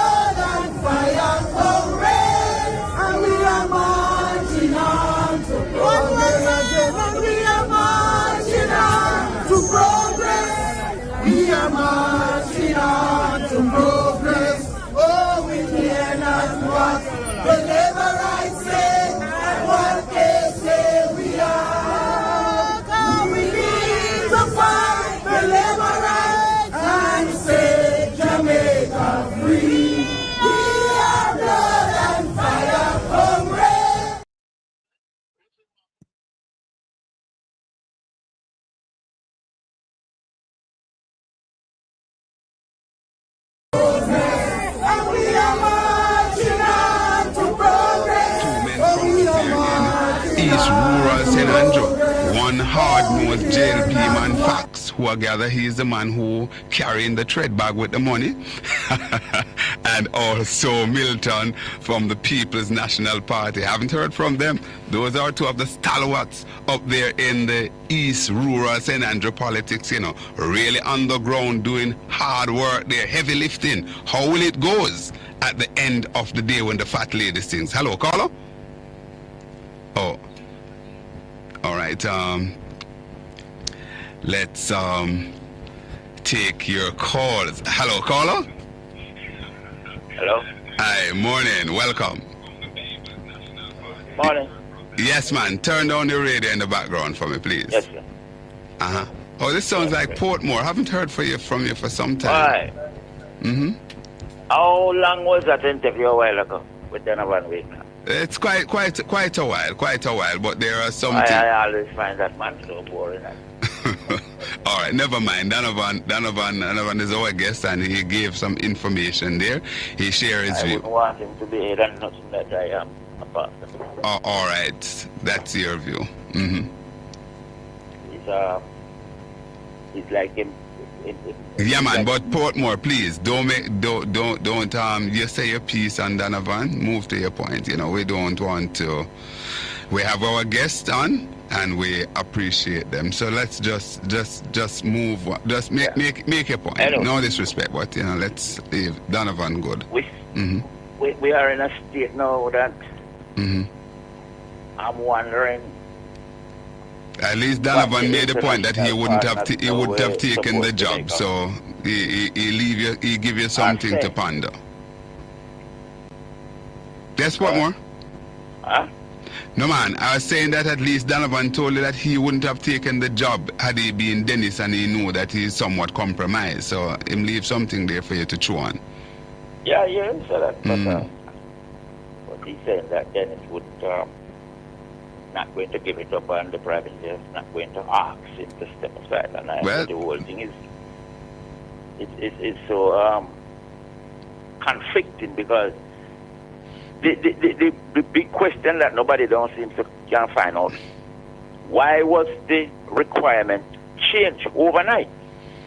That's a big question, and certainly, you know, even though you may have questioned Mr. Wignel's point, he also, that's one of the point that he made mention of. You know, he has some concern there too. You know, why was the criteria basically changed? And as he said, you know, it seems as if it was done to basically tailor-made the thing for Dennis Chung. And those are massive questions, and you heard people like Professor Rosalie Hamilton asking those questions. People like Jeanette Calder also asking those questions. Very, very big question. And I think the public service, you know, need to come out and really talk about that, you know? Yeah, but the way I hear the other one, this one talking about how everything was done, and the spokesperson for the jail, everything was done above what else you expect them to say?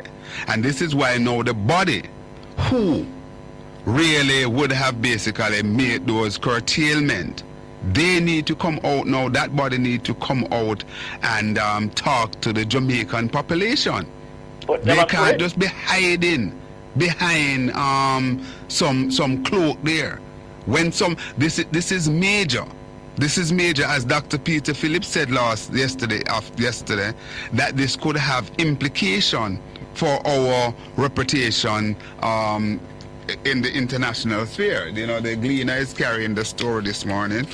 Where is the article? See it here? It's saying that Chung's appointment could harm Jamaica's economic standing, warned Phillips. And he goes on further to say former Finance Minister Dr. Peter Phillips on Monday added his voice to the chorus against Dennis Chung's appointment as the Chief Technical Director of the Financial Investigation, FID, addressing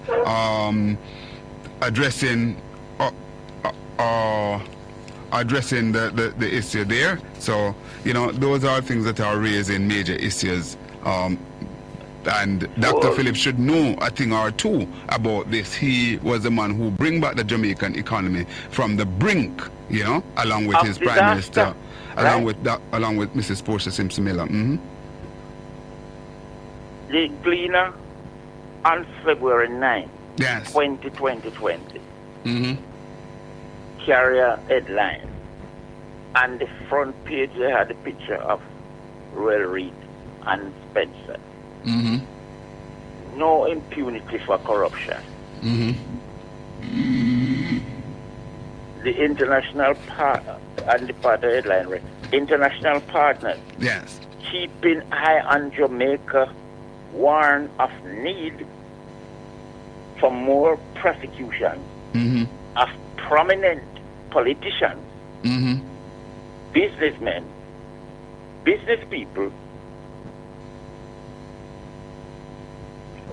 Now, the fact that only one of 12 politicians who demitted office in the last 3 decades amid corruption allegations has been placed before the court. That was Colonel Spencer. Yeah. As a has escaped the attention of. No, this is it has not escaped the attention of the Jamaica main international partners.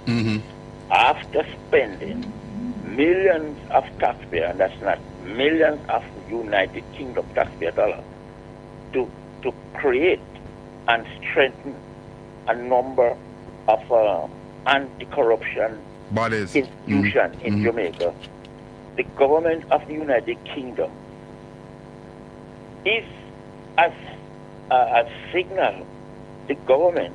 Don't read the whole article, Portmore. I'm not reading the whole article. I'm just reading part of the headline here.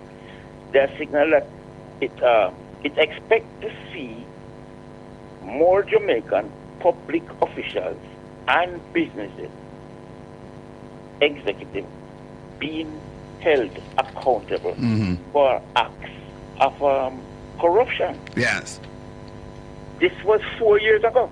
Good, and it has gotten progressively worse. We have Worse seen nothing. because we have slipped, I think, let's say, we have slipped on the international corruption. An important point here, Portmore. Very important point here. Remember that this would have been out before this situation with the Prime Minister. Yes.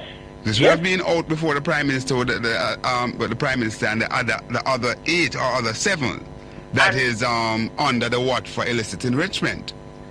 And that is the question that I keep asking. How can we be talking about going into an election when such level of corruption hangs over our parliament and parliamentarians? Right? No, either these people are going to come clean, or the body responsible for fingering them out need to come out and say, well, no, this is it, and these are the people who are supposed to. And that is why, Portmore, this appointment of Chung is so troubling. This is why it is so troubling, you know.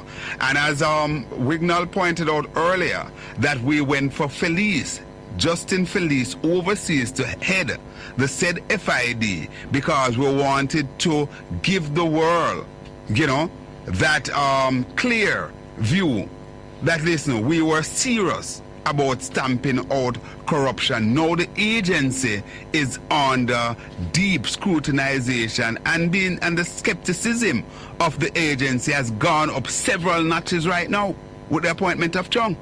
It is just a hard, cold facts, eh? I tell you. So I mean, and it is so blatantly clear. Yes. That this is another means to cover up corruption and corrupt people within the government. Well, certainly on the face of it looked that way, and that's what a lot of people are deducing. A lot of people are deducing, and to be honest with you, the government, Dennis Chung and everybody, they walked into this. They walked into this because whether it is real or it is perceived, that is certainly the impression that Jamaica, both at home and abroad, have on this and other people who are non-Jamaican.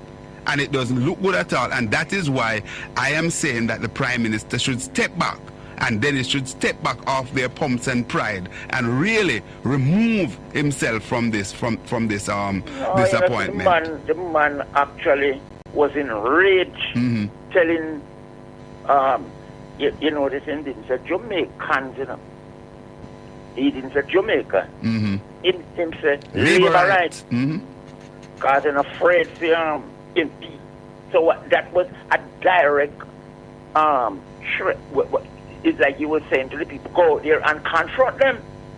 Yes, you know, I think the Prime Minister may have regret that. You know, he was too much too much of a temper. That's what I'm saying. It looks like he's going through some kind of meltdown, because no rational thinking leader, only a despotic leader would be saying and behaving the way this man is behaving. So right now it's like we seem to have a very despotic government and a despot as a leader. And that's dangerous. Because at any when You see the power look like it gone straight to his head now. You know, the late Danny Buck would not describe this as a government. He would describe it as a regime based on what is happening, you know. So this regime seems to be in serious problem as it relates to... because there's a difference between governance and good governance, and of course the word regime would be more fitting rather than government, because it don't seem as if they are acting like their government. They are behaving like there's some kind of royalty to get some royal... Rob from Portmore, I have 2 more minutes. I'll take some more. They have the right to rule. Not to lead, but to rule, and nobody dare question anything they do, because you know that anytime anything come up and the opposition or anybody, not just opposition, anybody, even public media, speak out, then first thing them are going to call them a bad man, Now what kind of stupid low down response that? Yes. Bad mind. I know, but Michael Manley dead and gone, and nobody remember Michael Manley for how much house him have or how much bank account him had, right? They remember Michael Manley for what he did for the people of this country. That is what will go down in history. What he did for the people of this country, and especially the majority of black people in this country. Benefit thing that he put in place to benefit the poorer class and to bring them up out of the post-slavery system that existed through education and other things. Not so much money in that left. So when people go on as to say, you acquire wealth and that make you big, that you're going to make you empty. It's a empty thing that, because sooner or later we have to deadlift every God if you acquire wealth and you're able to keep your credibility intact, nothing is wrong with that, but certainly wealth cannot be at the expense of your integrity at all. And certainly that most who in public office now don't seem to have nothing in integrity anymore. Good. Thanks a lot, Portmore. Yeah, all right, blessings. All right. Let's continue to take the calls. The number is 876-212-9824. Let's see some of your messages here. Never Barrett, Bennett rather, is saying big up to Comrade, special big up to my mother, Sugar and Miranda, coming from Cos Jr. in Canada. All right. Leighton Anthony is saying the true all right, the true, all right, educationally, bro. All right. Owen Allen is also chiming in there. Indeed. So I was giving you a scoop that the fire is certainly on in the constituency of Northeast Manchester within the Jamaica Labour Party camp. And I've been privy to some of the messages there, and boy, it's not good at all. Seems as if the lady, the former ambassador, should go there, she's going to go there in a cloud of heat. Hello, caller. Conrad, where you going with? Me there, Africa. Talk to me. It's good to be here, man. It's good to be here. Yeah, man. Not them time, yeah, man. Every time. Well, me can say, I people is not so much divide again. Yes. Yes. So, them have to be careful of them chess game where them are trying to play with the people. Yes. So, man, say, my brother. Yeah, man. I'm reading you loud and clear. Yeah, a brother and sister thing we are dealing with right now. When the election call, we just go vote. And who win. And who for garden yard. And if some people go wear short trousers, then go wear it too. Yes, when me talk about my brethren, why you afraid of the short trousers? Once you're willing to do certain work. Yes. Because enough butter there on the work, them, And the pasture green, Yes, when I say my brethren? Yes, man. So, a man for know what them are doing around the things, them. Yeah, man. So if you go overboard and if you wear the short trousers, that's a happen.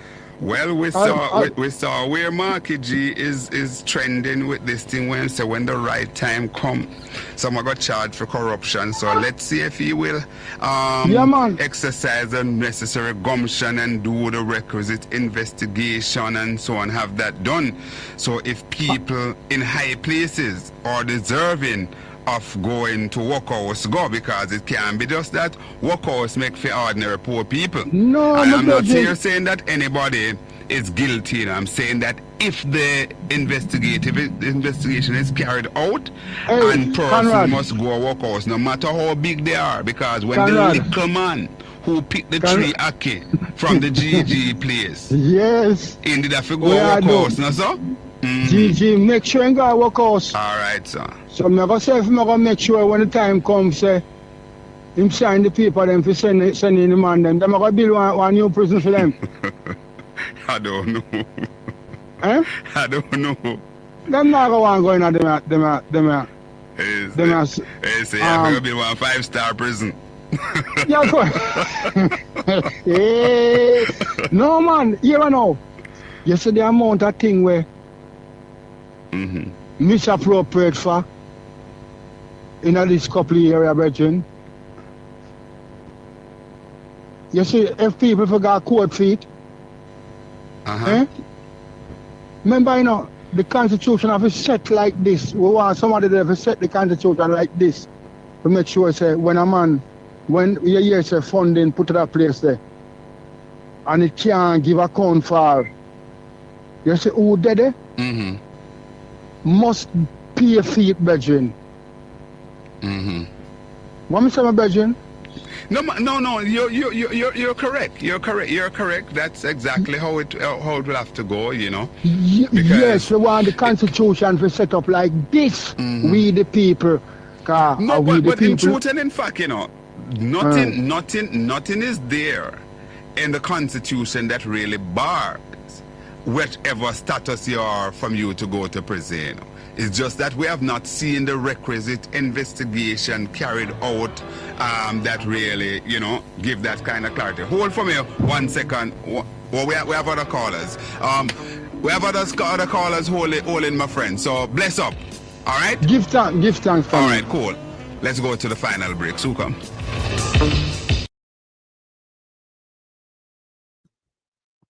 Good morning, everyone, or good afternoon, everyone. As we come online, simulcast with Conrad OBrian and News Talk at 93 FM.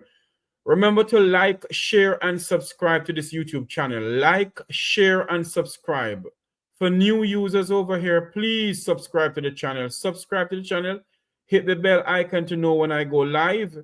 If you like what we're doing over here, hit the bell icon, hit the subscribe button, and like, share, and subscribe to this YouTube channel. It is the duty of all of us, especially the Make We Talk program and other programs, to educate the people about the FID. And I think some education needs to be done. There are videos circulating on social media with journalists asking protesters yesterday about the FID, and they couldn't give an answer about the FID because they don't know nothing about the FID. They do not know the role and functioning of the FID. And I think it is for us on this platform here, on others, to educate our Jamaican people fully about the FID. I think we need to do so. We're going to take a commercial break. We're going to rejoin Conrad OBrian in just a moment. I'm going to play this commercial for you before we go. Back over to Conrad OBrian. The One Jamaica Legal Defense Foundation and its global supporters cordially invite Jamaicans abroad and abroad to its inaugural reconnection on June 21st, 2025 at the Ranny Williams Entertainment Center in Kingston, Jamaica. Bring your entire family for a day of food, fun, entertainment, and information. Get an understanding of the Constitution and the skills necessary to exercise your rights and your civic responsibilities as Jamaican citizens. citizens. You can't afford to miss this inaugural Reconnection Rally, June 21st in Kingston. Tune in for further information and updates to Reason with Radigan on YouTube and reggaeglobalradio.com, Saturdays at 3 p.m. New York time and at 2 p.m. in Jamaica.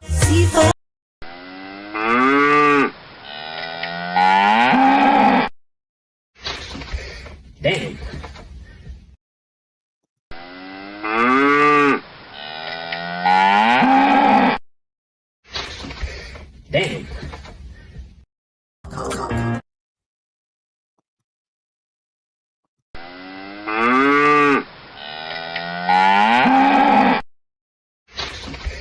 Damn. Oh my God, this is funny. That's the new sheriff that is in town, Senator Idiot Amin. He's bawling like a cow, like he needs some syrup and bread and water.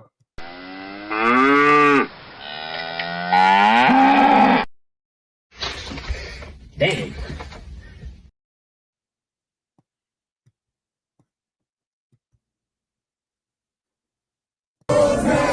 And we are marching on to progress. Oh, we are marching on to progress.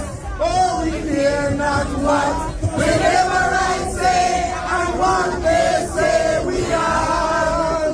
We need to fight the labor rights and say Jamaica free. We are blood and fire comrades, and we are marching on to progress. And we are marching on to progress. We are marching on to progress. Oh, we care not what the labor rights say and what they say we are. We need to fight the labor rights and say Jamaica free. We are blood and fire comrades. The Prime Minister just needs to fly the gate. Call it Andrew, call it, and Iman will sound the trumpet. And we are marching on to progress. Oh, we are marching on to progress. Oh, we fear not what whenever I say and what they say we are. We need to fight the labor rights and say Jamaica free. We are blood and fire comrades, and we are marching on to progress. And we are marching on to progress. We are marching on to progress. Oh, we care not what the labor rights say and what they say we are. We need to fight the labor rights and say Jamaica free. We are blood and fire comrades. And we're seeing where the observer is reporting that there was a hastily press conference called by the JLP official to say that the government would not be bullied into revoke the appointment. It's not about bullying. Even President Trump and President Xi of China both are prepared to look at things when they make decision and pull back. That's what leaders do. When there was a situation with I remember that $1 was basically put forward by Dr. Phillips and Portia from the bank, and they came under some amount of pressure or whatever you call it. Concerns were there. They pull back. This is what government do. Government's not a dictatorship. It's not bully. So look at this. This situation with Dennis Chung is causing major problem in Jamaica. So nothing is wrong in looking at it. Hello, welcome caller. Morning, sir. Hi, how you doing? This sounds like Conrad out of Montego Bay, St. James. We don't bully people. We are PNP. All right. And we know the basic tenets of good governance. Mm-hmm. So we don't bully people. Yes. And we know so them are government badness. Andrew Holness, brand new Clarks, Panches, and Frankfurt and Barretta Panches. You can't bully the man like them there. With brand new Clarks, Frankfurt and Barretta Panches. So they must not get it twisted. Yes. But what they should continue to do, whatever trust and confidence you have in these institutions, continue to erode them. Continue to erode them. They are doing a good job at eroding whatever trust and confidence the Jamaican people have in these institutions. And that's the problem. So we're not out to bully anybody. We are saying we know the man's position is public utterances, not one time, not two times, not three times, not four times, whole heap of time. And as such, we are saying that, I mean, would I prefer you put somebody else? Yes. There. Because we're not expecting you put one PNP there, you know? We're not expecting you put one PNP there. So when they say bullying, in can't put all in mother there and father there, as long as they never know. So we're not expecting you put one PNP there. So we don't want to get it wrong. We're not expecting you to put one PNP there. But this man, based on his public utterances, we are saying no. Yeah, it's compromised. So don't take it GLP as if we are bullying you. But guess what? When you have created suspect and you have to send Idi Amin out there and maybe it was just a seeker to spin, just remember that the two of them dead. Just remember, Idi Amin dead from when? And maybe it was just a seeker dead, I think, 2007 or 2008. But in the Ethiopian exile. Yeah, man. And we have to send them come out to spin. Just remember them dead. And you don't have to pull him back. Keep him out there, make we continue to beat him. Make the public continue to beat him. Keep him out there. Keep him out there. And let we continue to beat him.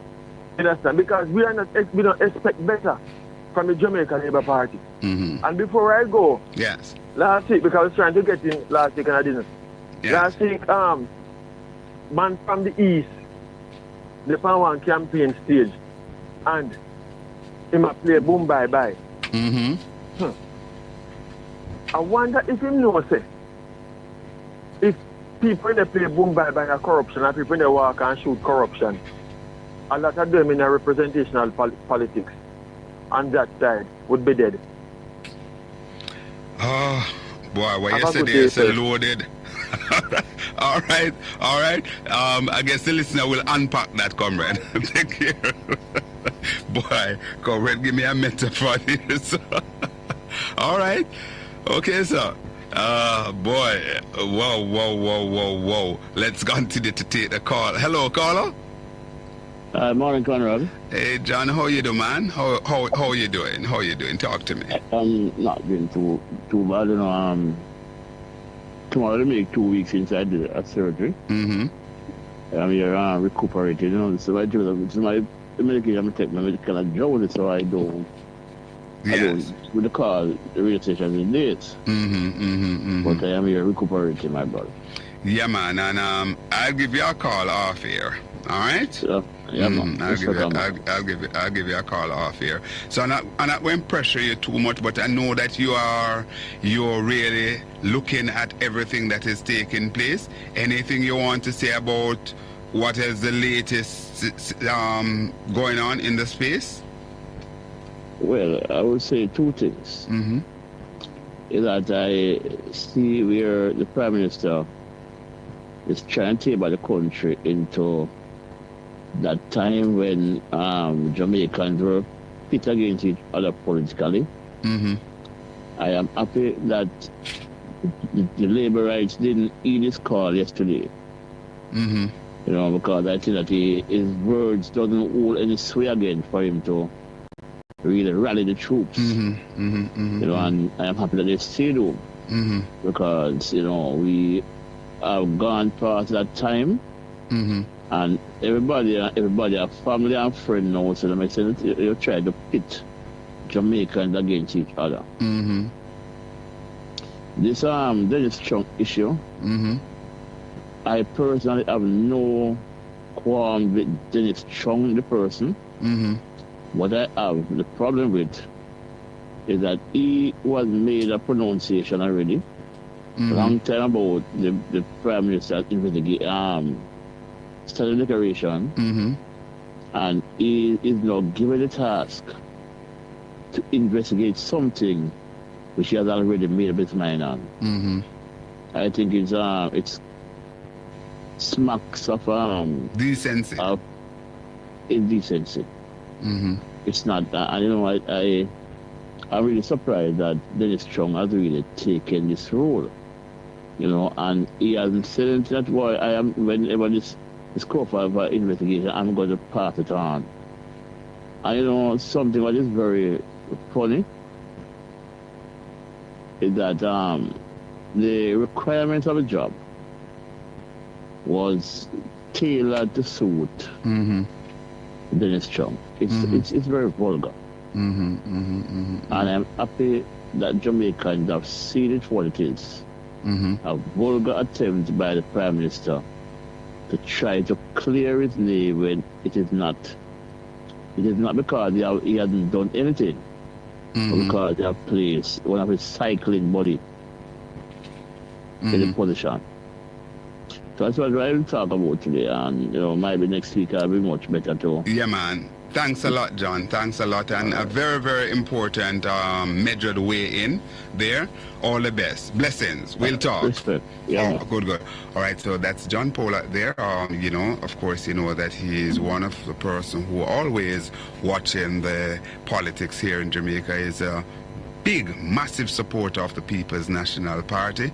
But certainly, I see John much more than that, because although people will know that he is a PNP person, but he's always measured, and he always do his thing with a level of decorum and decency. Even the criticism just now that he is making, or the observation that he has made as it relates to the Dennis Chung being heralded in the position, and I heard a host this morning who is an attorney, and she was saying about the whole business of recusal, one recusing themselves from an investigation when you're in a position.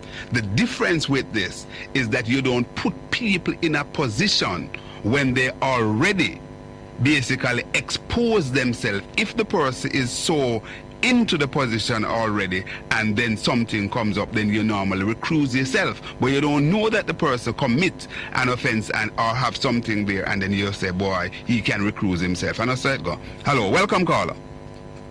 Hello. Hi. Hi, good morning, Conrad. How are you? I am fine, thanks. Oh, yeah, man. Hi, former councillor? Yeah, man. How you doing? Hi, how you doing, Perry? Long time, man.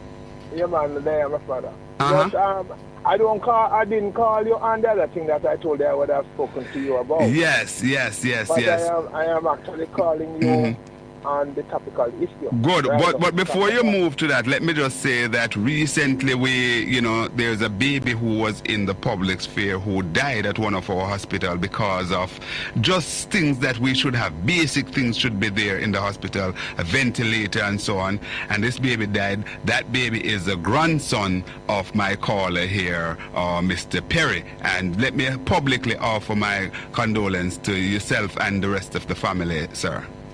Yeah, man, I thank you. I thank you, Conrad. I will have a conversation with you as it relates to that and what went down. Because even though that took place around about the 15th of last month, it is still fresh. And would have to be. I'm not talking about it well. It still choked me up. Yes. So I am not quite ready for on the that's why I didn't call before now. But I will speak to it. Yes. And that picture that you have out there is such a lovely picture, seeing the baby clutching to your chest, I mean, it's my sparring partner, Yes. So it's a major loss for the family. And the fact of the matter is that the system let him down. The health system let him down. Wow.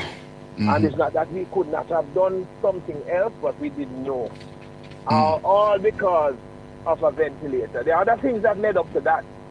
But at the last point, when he needed a ventilator, the hospital never had any available. I think in total they have.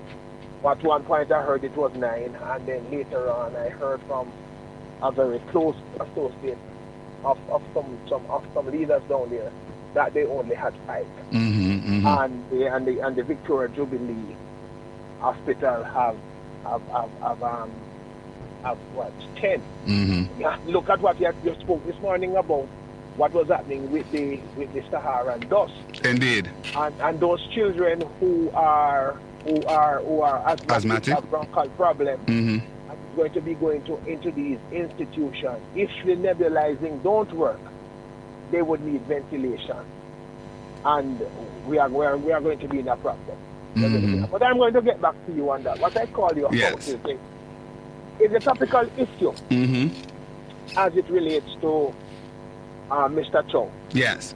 Now, I am not a chartered accountant, but I have worked in accounting all my life. That's what I mean. And I've been through many audits. ATTA level, I think you're at? No, I didn't go on to that. I was promoted too fast. I never went on to the further study. Okay. You understand? Yeah, it's a program I started myself. That's what I can stand up with the best of them. All right. The challenge that I had is when I heard Mr. Chung the very first time when he spoke, and when he went on and was trying to say that he was belittling the whole question of the report coming out of the IC. I said to myself that it is what he's saying is premature.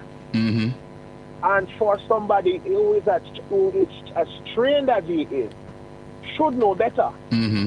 Because there is an outstanding document, you know. Yes.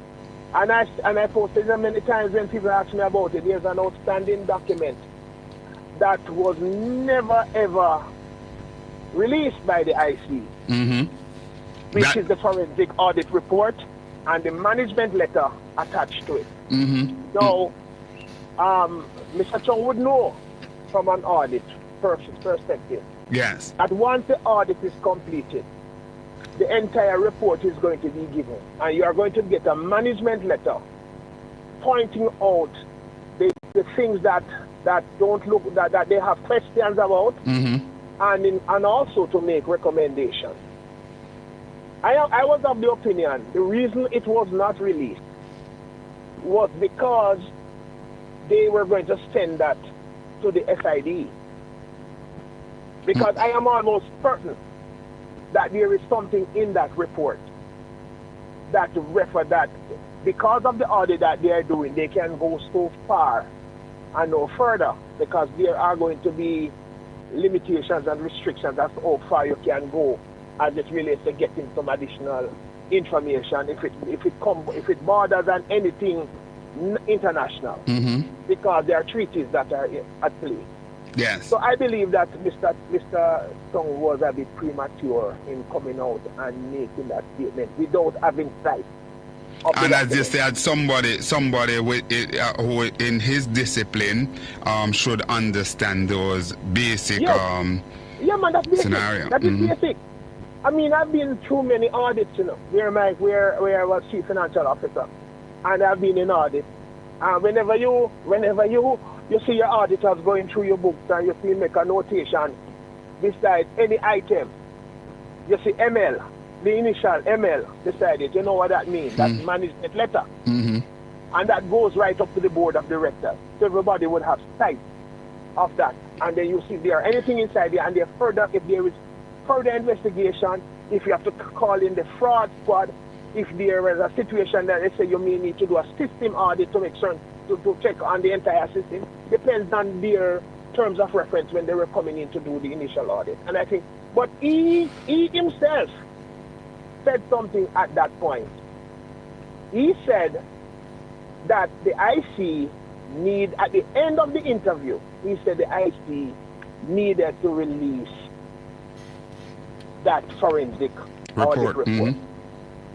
And I think that at that point he caught up with himself and realized that what he was saying and the stuff that he was saying, you cannot base it on anything until you have everything in front of you. You understand me? And I think that is where the problem is. Now, for him to have come out that strongly and now seeking the job Yes. You were coming out and well, it's more than seeking now, it's given the job. Yeah, and you have been given the job, then you are correct. Have been given the job to lead the investigation into something that you have already formed an opinion on and have spoken publicly about. It's not like it was a conversation with him and him brethren.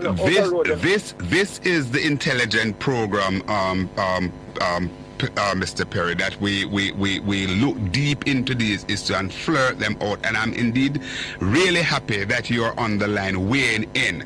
Continue, because what you're doing here is really a teaching moment, sir. Go ahead. Right, so I am saying that what he needed, so basically the fact that he has been given the job, having come out already, and have stated his position on that, it is a clear conflict of interest. Now, being an accountant, and you are a chartered accountant, yes, in your studies, there are going to be something to do with forensic audit and all of that. But you need a situation, an accountant, or whether you are chartered or not, should not be the person who is going to deal without any investigating experience. Investigating a situation and going through the numbers is completely different than investigating criminals out the road, you know. Absolutely. And people and organized crime and all. That takes it to another level. You need specialized training for something like that. So, for example, you are going to be working with the United States government, the FBI, or whatever body inside here that deals with these type of crimes, and it crosses international borders. Yes. And it crosses international borders. For information to be shared with you, they have to ensure that that information will remain confidential. But you have already come out and started batting for the Prime Minister. I think what he did in that particular case is that it did not help the Prime Minister. Because they put the Prime Minister in a position, even though they have him there now, and whether they knew what they were doing or whether they knew what the response was going to be from the public. Because I am hearing some little people on the road who are speaking, and they said to me, it don't look good, it don't smell good, and there is something wrong about this. That's the same sentiments that I'm picking up from people who are not really deep into the politics, you know, not hardliner and so on, but those people who are really concerned about this. I spoke to a senior professional, you know, in a top executive position, and this young lady don't care two hoots. But when she looked at the thing, she said tears came to her eyes. Because when she saw it, she believed it was a joke. She believed it was something that was just being purloined on social media. You know, because she's saying that, listen, there's no way that Dennis, because of his involvement in the thing on the close range, should be even considered on a long list, let alone to be shortlisted and then furthermore to be given the job.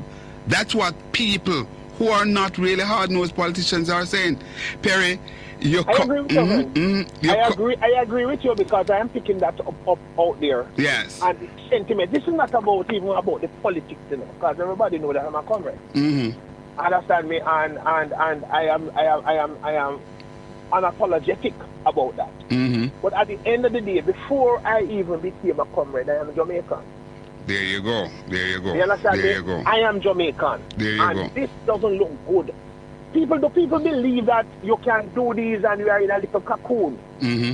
Jamaica is not the United States. And Andrew Holness is not Donald Trump.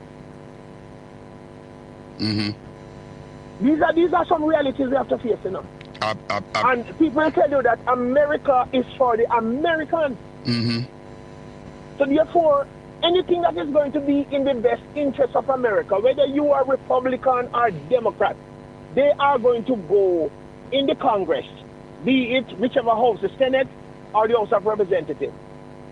They are going to go and it's going to be an American first policy. And so therefore, If they believe that there is something inside there and there's money laundering and all of this taking place and they don't trust who is set to deal with it, we are going to have problems. And that doesn't take any rocket science. Dr. Phillips never even had to come out and say it yesterday. Margolin never. It is clear as day because the entire world changed after 9/11. Good. All right, Perry. Have to leave you there. Thanks a lot. Thanks a lot. We'll talk another time. Good. I have something that I want to share. So listen. Keep on listening. Let me just share this quickly in the couple of minutes that we have here. Well, where is it? Where is this information here? My goodness. All right. Certainly, since the conversation came up as it relates to the qualification and the doctrine of the whole thing, persons raised some name. But here, persons, and it's not, those are now being dismissed as misinformation. And here are some of the facts here. Here are the facts. Pamela Folks led the FID when it was a revenue enforcement department within the Ministry of Finance in 2010. The Financial Investigations Division Act was passed. The Act gave the FID the authority to probe crime involving money laundering and fraud, as well as a financing of terrorist activities. And consequently, Minister Ardishaw announced that Folks was being replaced by a senior cop. All right, and I can't get any further into that. All right, let me just say thanks to my guests this morning, and indeed all of you who weighed in on the program. Until you join me again on Monday, on behalf of my producer Tanya Richards, Conrad OBrian says stay with News Talk 93 FM as we give God thanks. All right, the program will be on the road tomorrow. The preceding hour was brought to you by Kenmore Manufacturing Company Limited.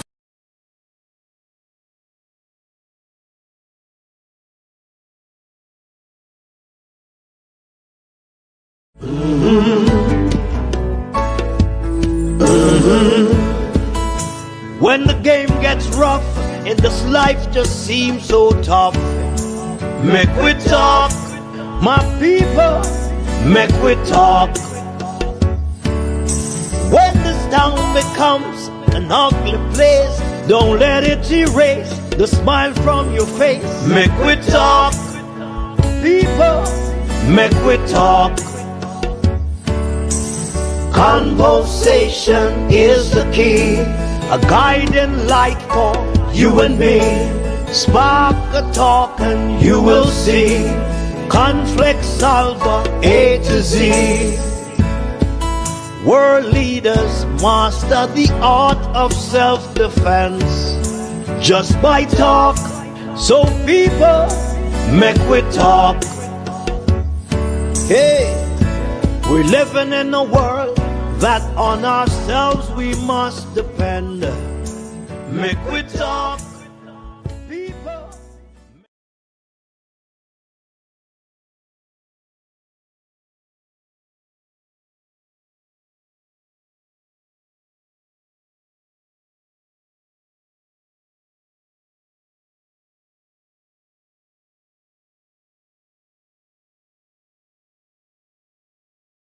The One Jamaica Legal Defense Foundation and its global supporters cordially invite Jamaicans a yard and abroad to its inaugural reconnection on June 21st, 2025 at the Ranny Williams Entertainment Center in Kingston, Jamaica. Bring your entire family for a day of food, fun, entertainment, and information. Get an understanding of the Constitution and the skills necessary to exercise your rights and your civic responsibilities as Jamaican citizens.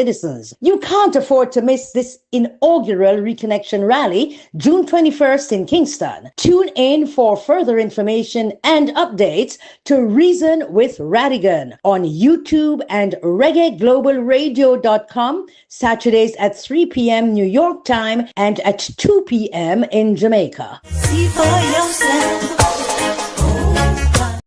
The One Jamaica Legal Defense Foundation and its global supporters cordially invite Jamaicans a yard and abroad to its inaugural reconnection on June 21st, 2025 at the Ranny Williams Entertainment Center in Kingston, Jamaica. Bring your entire family for a day of food, fun, entertainment, and information. Get an understanding of the Constitution and the skills necessary to exercise your rights and your civic responsibilities as Jamaican citizens. You can't afford to miss this inaugural Reconnection Rally, June 21st in Kingston. Tune in for further information and updates to Reason with Radigan on YouTube and reggaeglobalradio.com, Saturdays at 3 p.m. New York time and at 2 p.m. in Jamaica.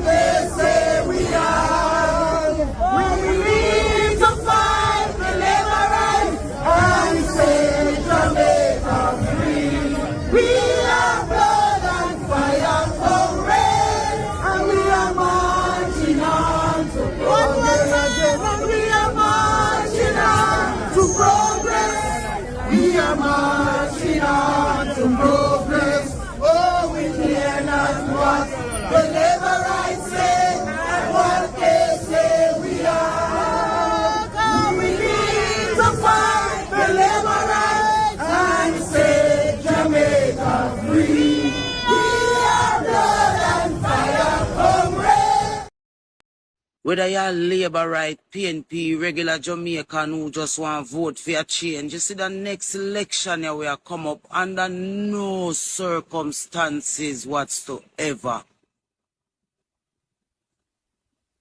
can you vote in back the Jamaica Labour Party into government. The Prime Minister just needs to fly the gate. Call it Andrew, call it, and Iman will sound the trumpet. And we are marching on to progress. Oh, we are marching on to progress.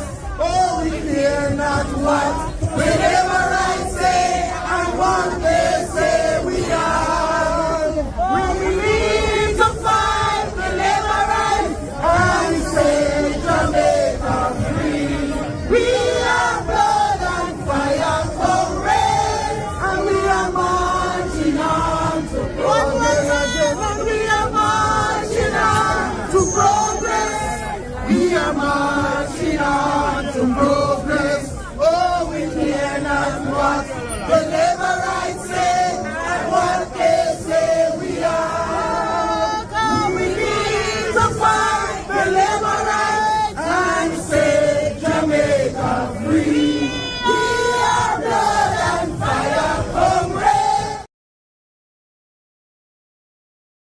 Whether you're Labour right, PNP, regular Jamaican who just want to vote for a change, you see the next election here will come up under no circumstances whatsoever can you vote in back the Jamaica Labour Party into government. Stop corruption. This is a message to the Prime Minister. With great power comes great responsibility. Do remember that you are an employee of the Jamaican people.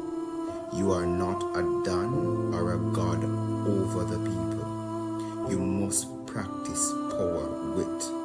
I know that you run a demagogue, but the Jamaican people are aware of their constitutional rights. The Charter of Fundamental Rights, Section 13, subsection 3, speaks about the right to peaceful protest. And when the Jamaican people wants to protest, you use fear among the people. Remember, you're talking to the Jamaica Labour Party that boasts a lot of people who are ignorant and are very arrogant. It's not my word, it's their behavior. Listen how they behave on the public seen, whether it be on TikTok, whether it be on YouTube or anywhere. I'm not going to call any name, but that same musician turned political commentator with a lot of lies and with a lot of misinterpretation. He is out here telling people about their mother. So he is a representative of you and a representation of the Jamaica Labour Party.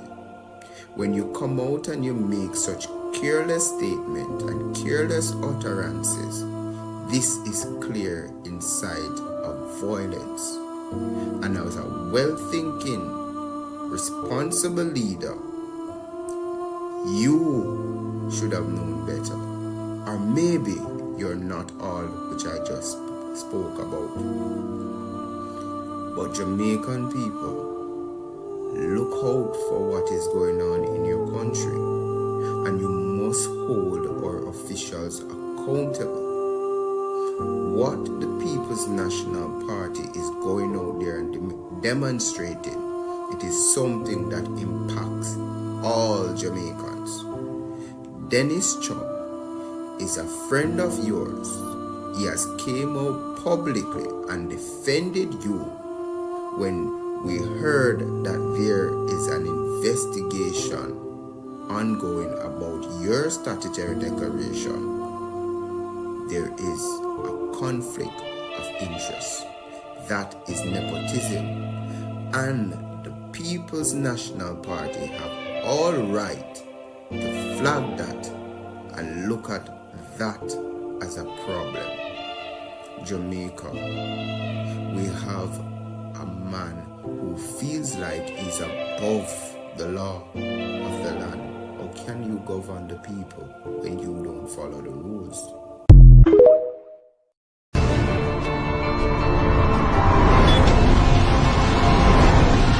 Within our first 100 days of government, we will start the legislative process to fix the date for general elections in Jamaica. So no government will be able to come and make false promises and hide the truth and tell you half-truths and trick you into voting for them, and then when them win, them throw on poison for you. 100 days to fix election date, still I wait for the promise to fulfill. One broken promise after another.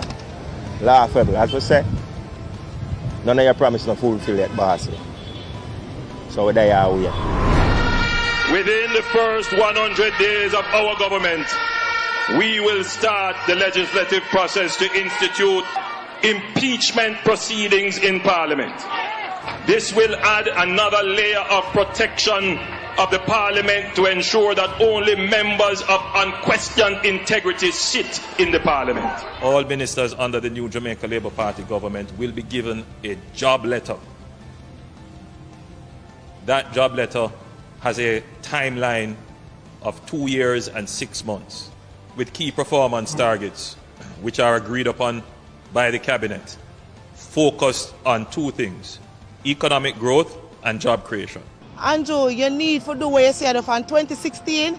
You say you're going to put it on paper. So anything you put on paper, the MP have to work with it. So you need to do it now. I feel like say when you do that, the MP will do them work and we will see work done in the community. Within the first 100 days of government, we will start the legislative process to introduce term limits on the office of Prime Minister. John, him break him promise and nothing him say I'm going to do for the next 100 days and now him not do nothing. Him not keep no promise and him say I'm the promise keeper. What a promise, John Star.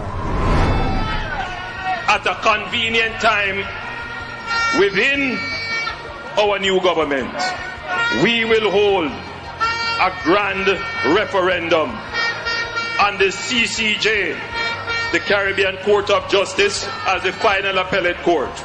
You make so much promise for us. Look how long you're in there. Nothing done. All for the COVID. They promised people them $25,000. Nothing done. Huh? So what you expect me to do? Tell me if you sleep with the door and window open and nothing done.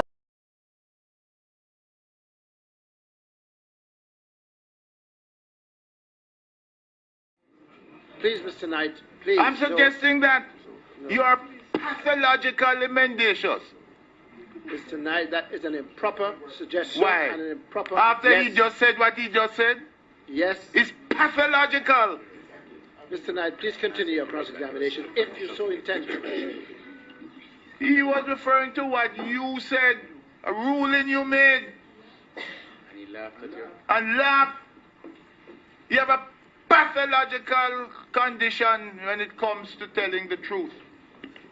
And I'm suggesting to you that you have misled, you have conspired, and you have deceived the parliament, the people of this country, and the inquiry, this commission, the diaspora and every Jamaican, and that you, Prime Minister, should pack your bags and go. Mr. Chairman. The Prime Minister just needs to fly the gate. Call it Andrew, call it, and Iman will sound the trumpet. Whether you're Labour right, PNP, regular Jamaican who just want to vote for a change, you see the next election here will come up under no circumstances whatsoever can you vote in back the Jamaica Labour Party into government. And we are marching on to progress. Oh, we are marching on to progress. Oh, we fear not what whenever I say and what they say we are. We need to fight the labor rights and say Jamaica free. We are blood and fire comrades, and we are marching on to progress.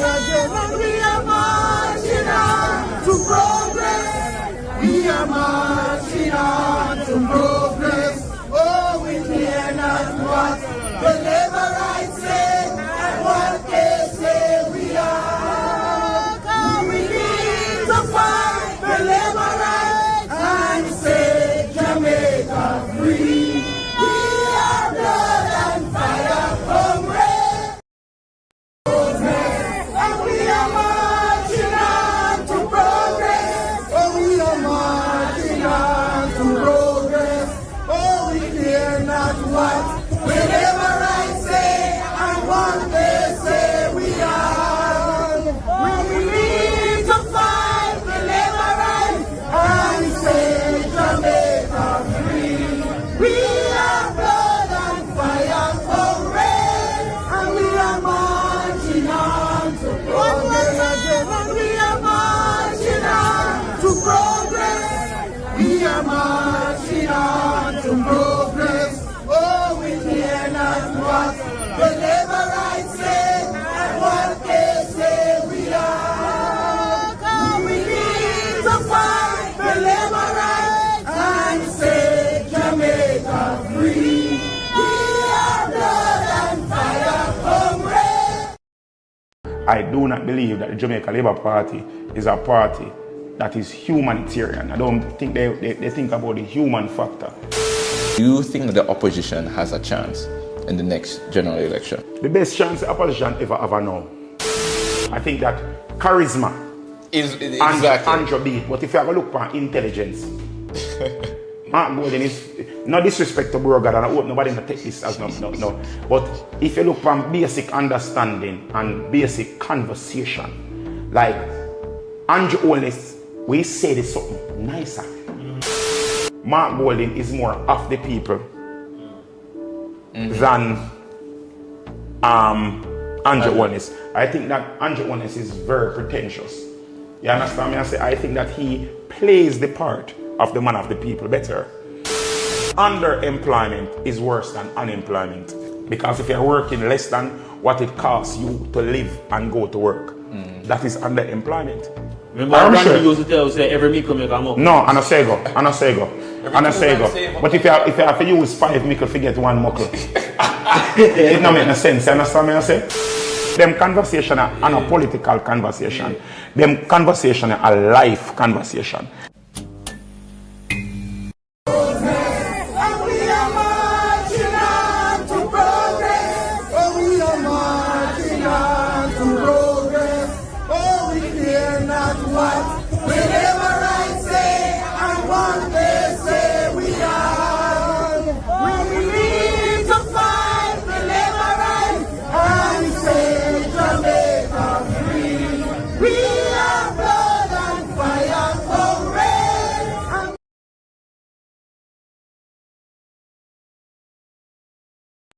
Whether you're Labour right, PNP, regular Jamaican who just want to vote for a change, you see the next election here will come up under no circumstances whatsoever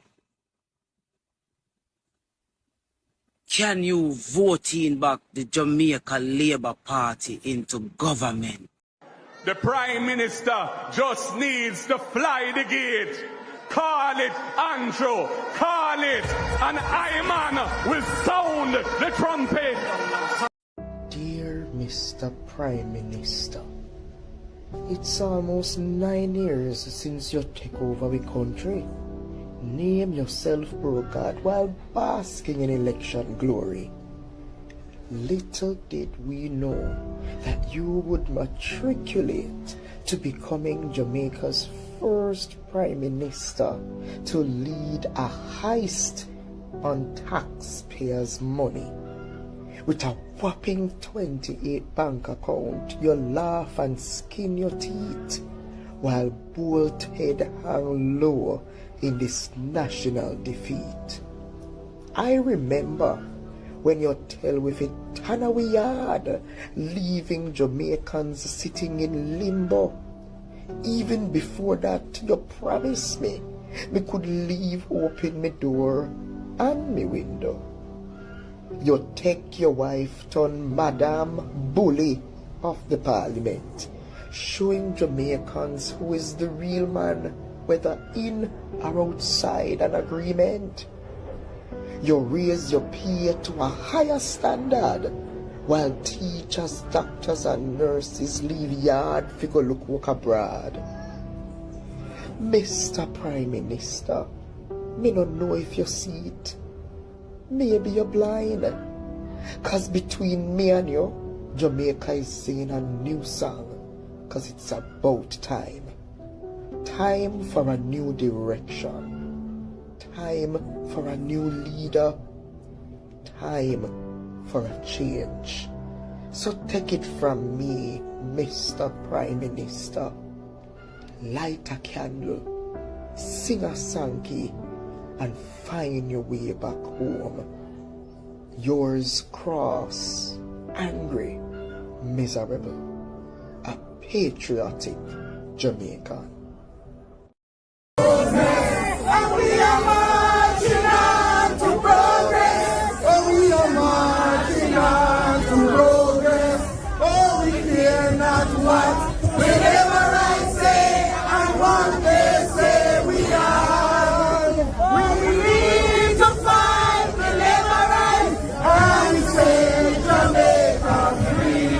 We are blood and fire comrades, and we are marching on to progress. And we are marching on to progress. We are marching on to progress. Oh, we care not what the labor rights say and what they say we are.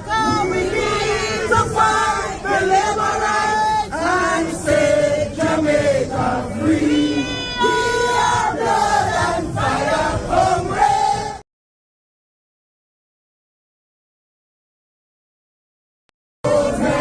And we are marching on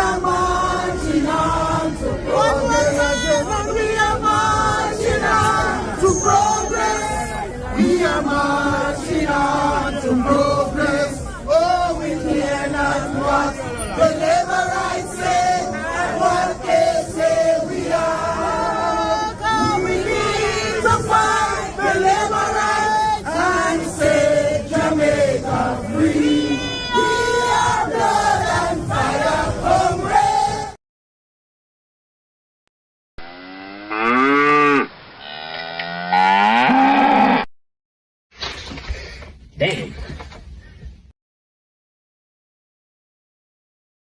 That is Senator Marlon Morgan crying for some milk. Senator Marlon Morgan bawling like a cow for some milk or some syrup. Here we go again.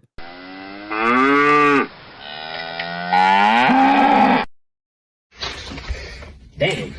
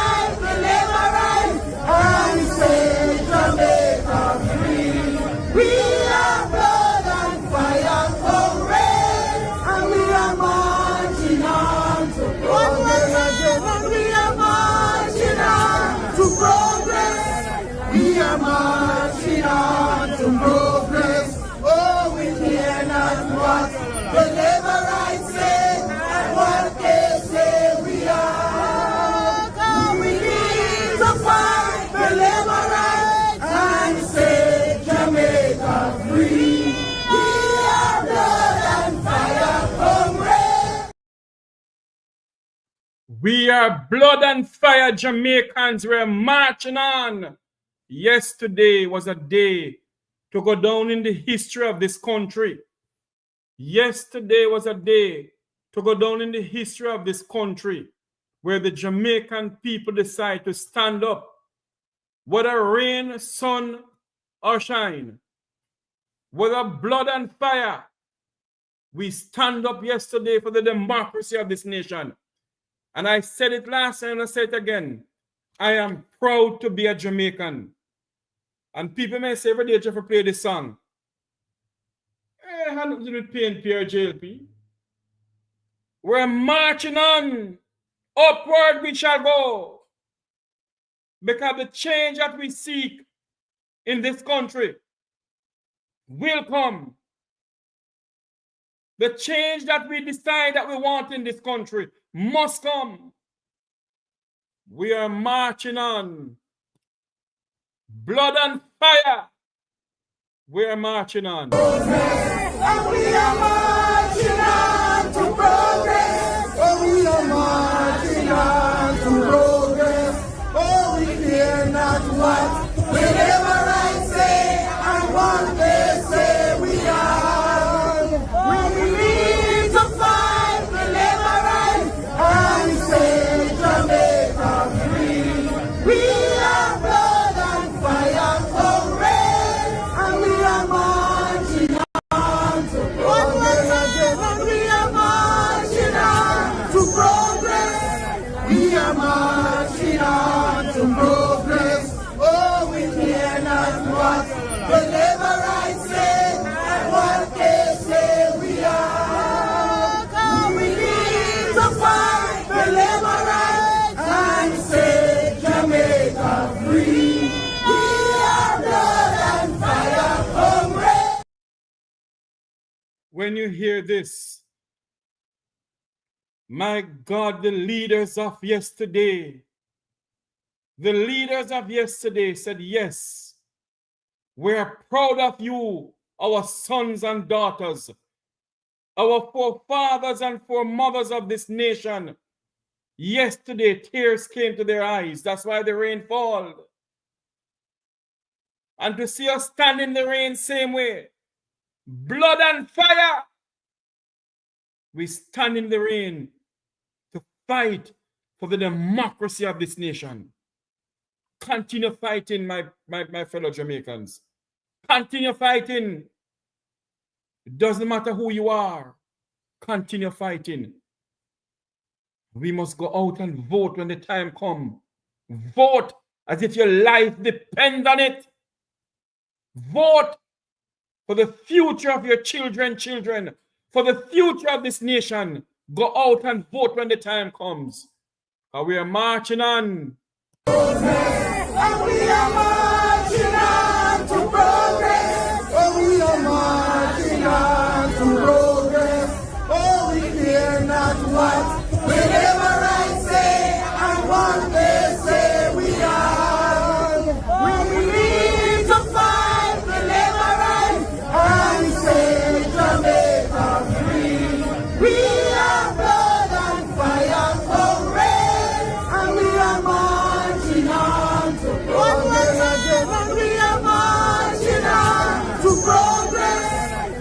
are marching on to progress. Oh, we care not what the labor rights say and what they say we are. We need to fight the labor rights and set Jamaica free. We are blood and fire, comrades. We are blood and fire, comrades. You know, I don't think Mark Golding, Dayton Campbell, Peter Bunting, Donna Scott Motley, Gabriella Morris, Nikisha Burchell, Stacey Knight, Dr. Peter Phillips, Michael Phillips, and others, Anthony Hilton, Philip Paul, and all of them, they do not know what they did yesterday. They do not know what they did yesterday. They did not know what they did yesterday. I don't think they know what they did yesterday. I don't think they grasp what they did yesterday. When I see my fellow Jamaicans out there, I say, yes, the work of us here in the diaspora is not going in vain. The work of us here in the diaspora, the work of Wilfred Samuel Rattigan, the young man who hailed from Waterhouse, the work of me, not going in vain. The work of others, the work of Wayne Lonesome, not going in vain.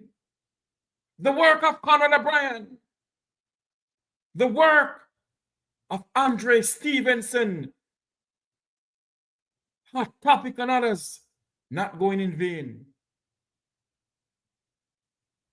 We're going to play this song until it resonates. We are marching on.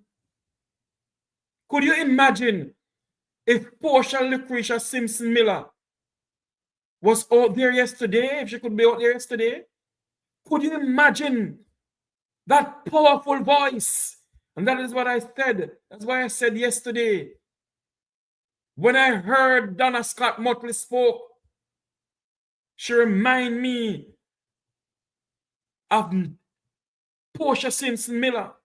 She reminded me of the late Winnie Mandela. She reminded me of the late Eugenia Charles of Dominica. She reminded me of the Iron Lady of Great Britain, Margaret Thatcher.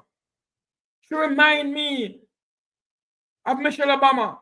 She reminds me of Hillary Rodham Clinton. When I see everybody out there, oh my God, tears came to my eyes yesterday to say once and for all, our people are standing. No PNP, no JLP, a lot of JLP people was out there too. We Jamaicans stand up. We're going to play this song. We're marching. Michael Manley and Norman Manley and all of them. Douglas Manley, Ben Clare, James McLean Thompson from Westmoreland, and Alita Thompson, Danny Buck, and all of them said, well done, my children, well done. We leave a legacy for you all to continue. Well done. Well done, Jamaicans, well done. We are marching on. We are marching on. And we are marching on to progress. Oh, we are marching on to progress. Oh, we care not what the labor rights say and what they say we are. We need to fight the labor rights and set Jamaica free. We are blood and fire, comrades, and we are marching on to progress.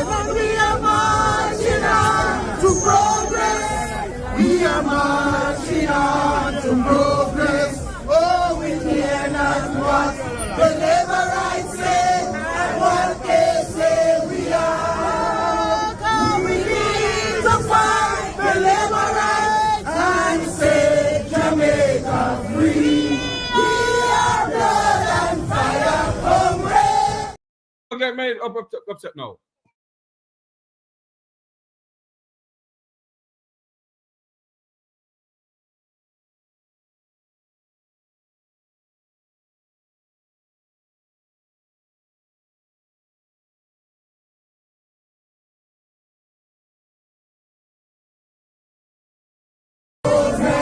And we are marching on to progress. Oh, we are marching on to progress.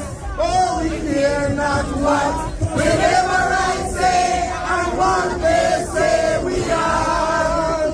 We need to fight deliverance and say Jamaica free. We are blood and fire comrades, and we are marching on to progress. And we are marching on to progress. We are marching on.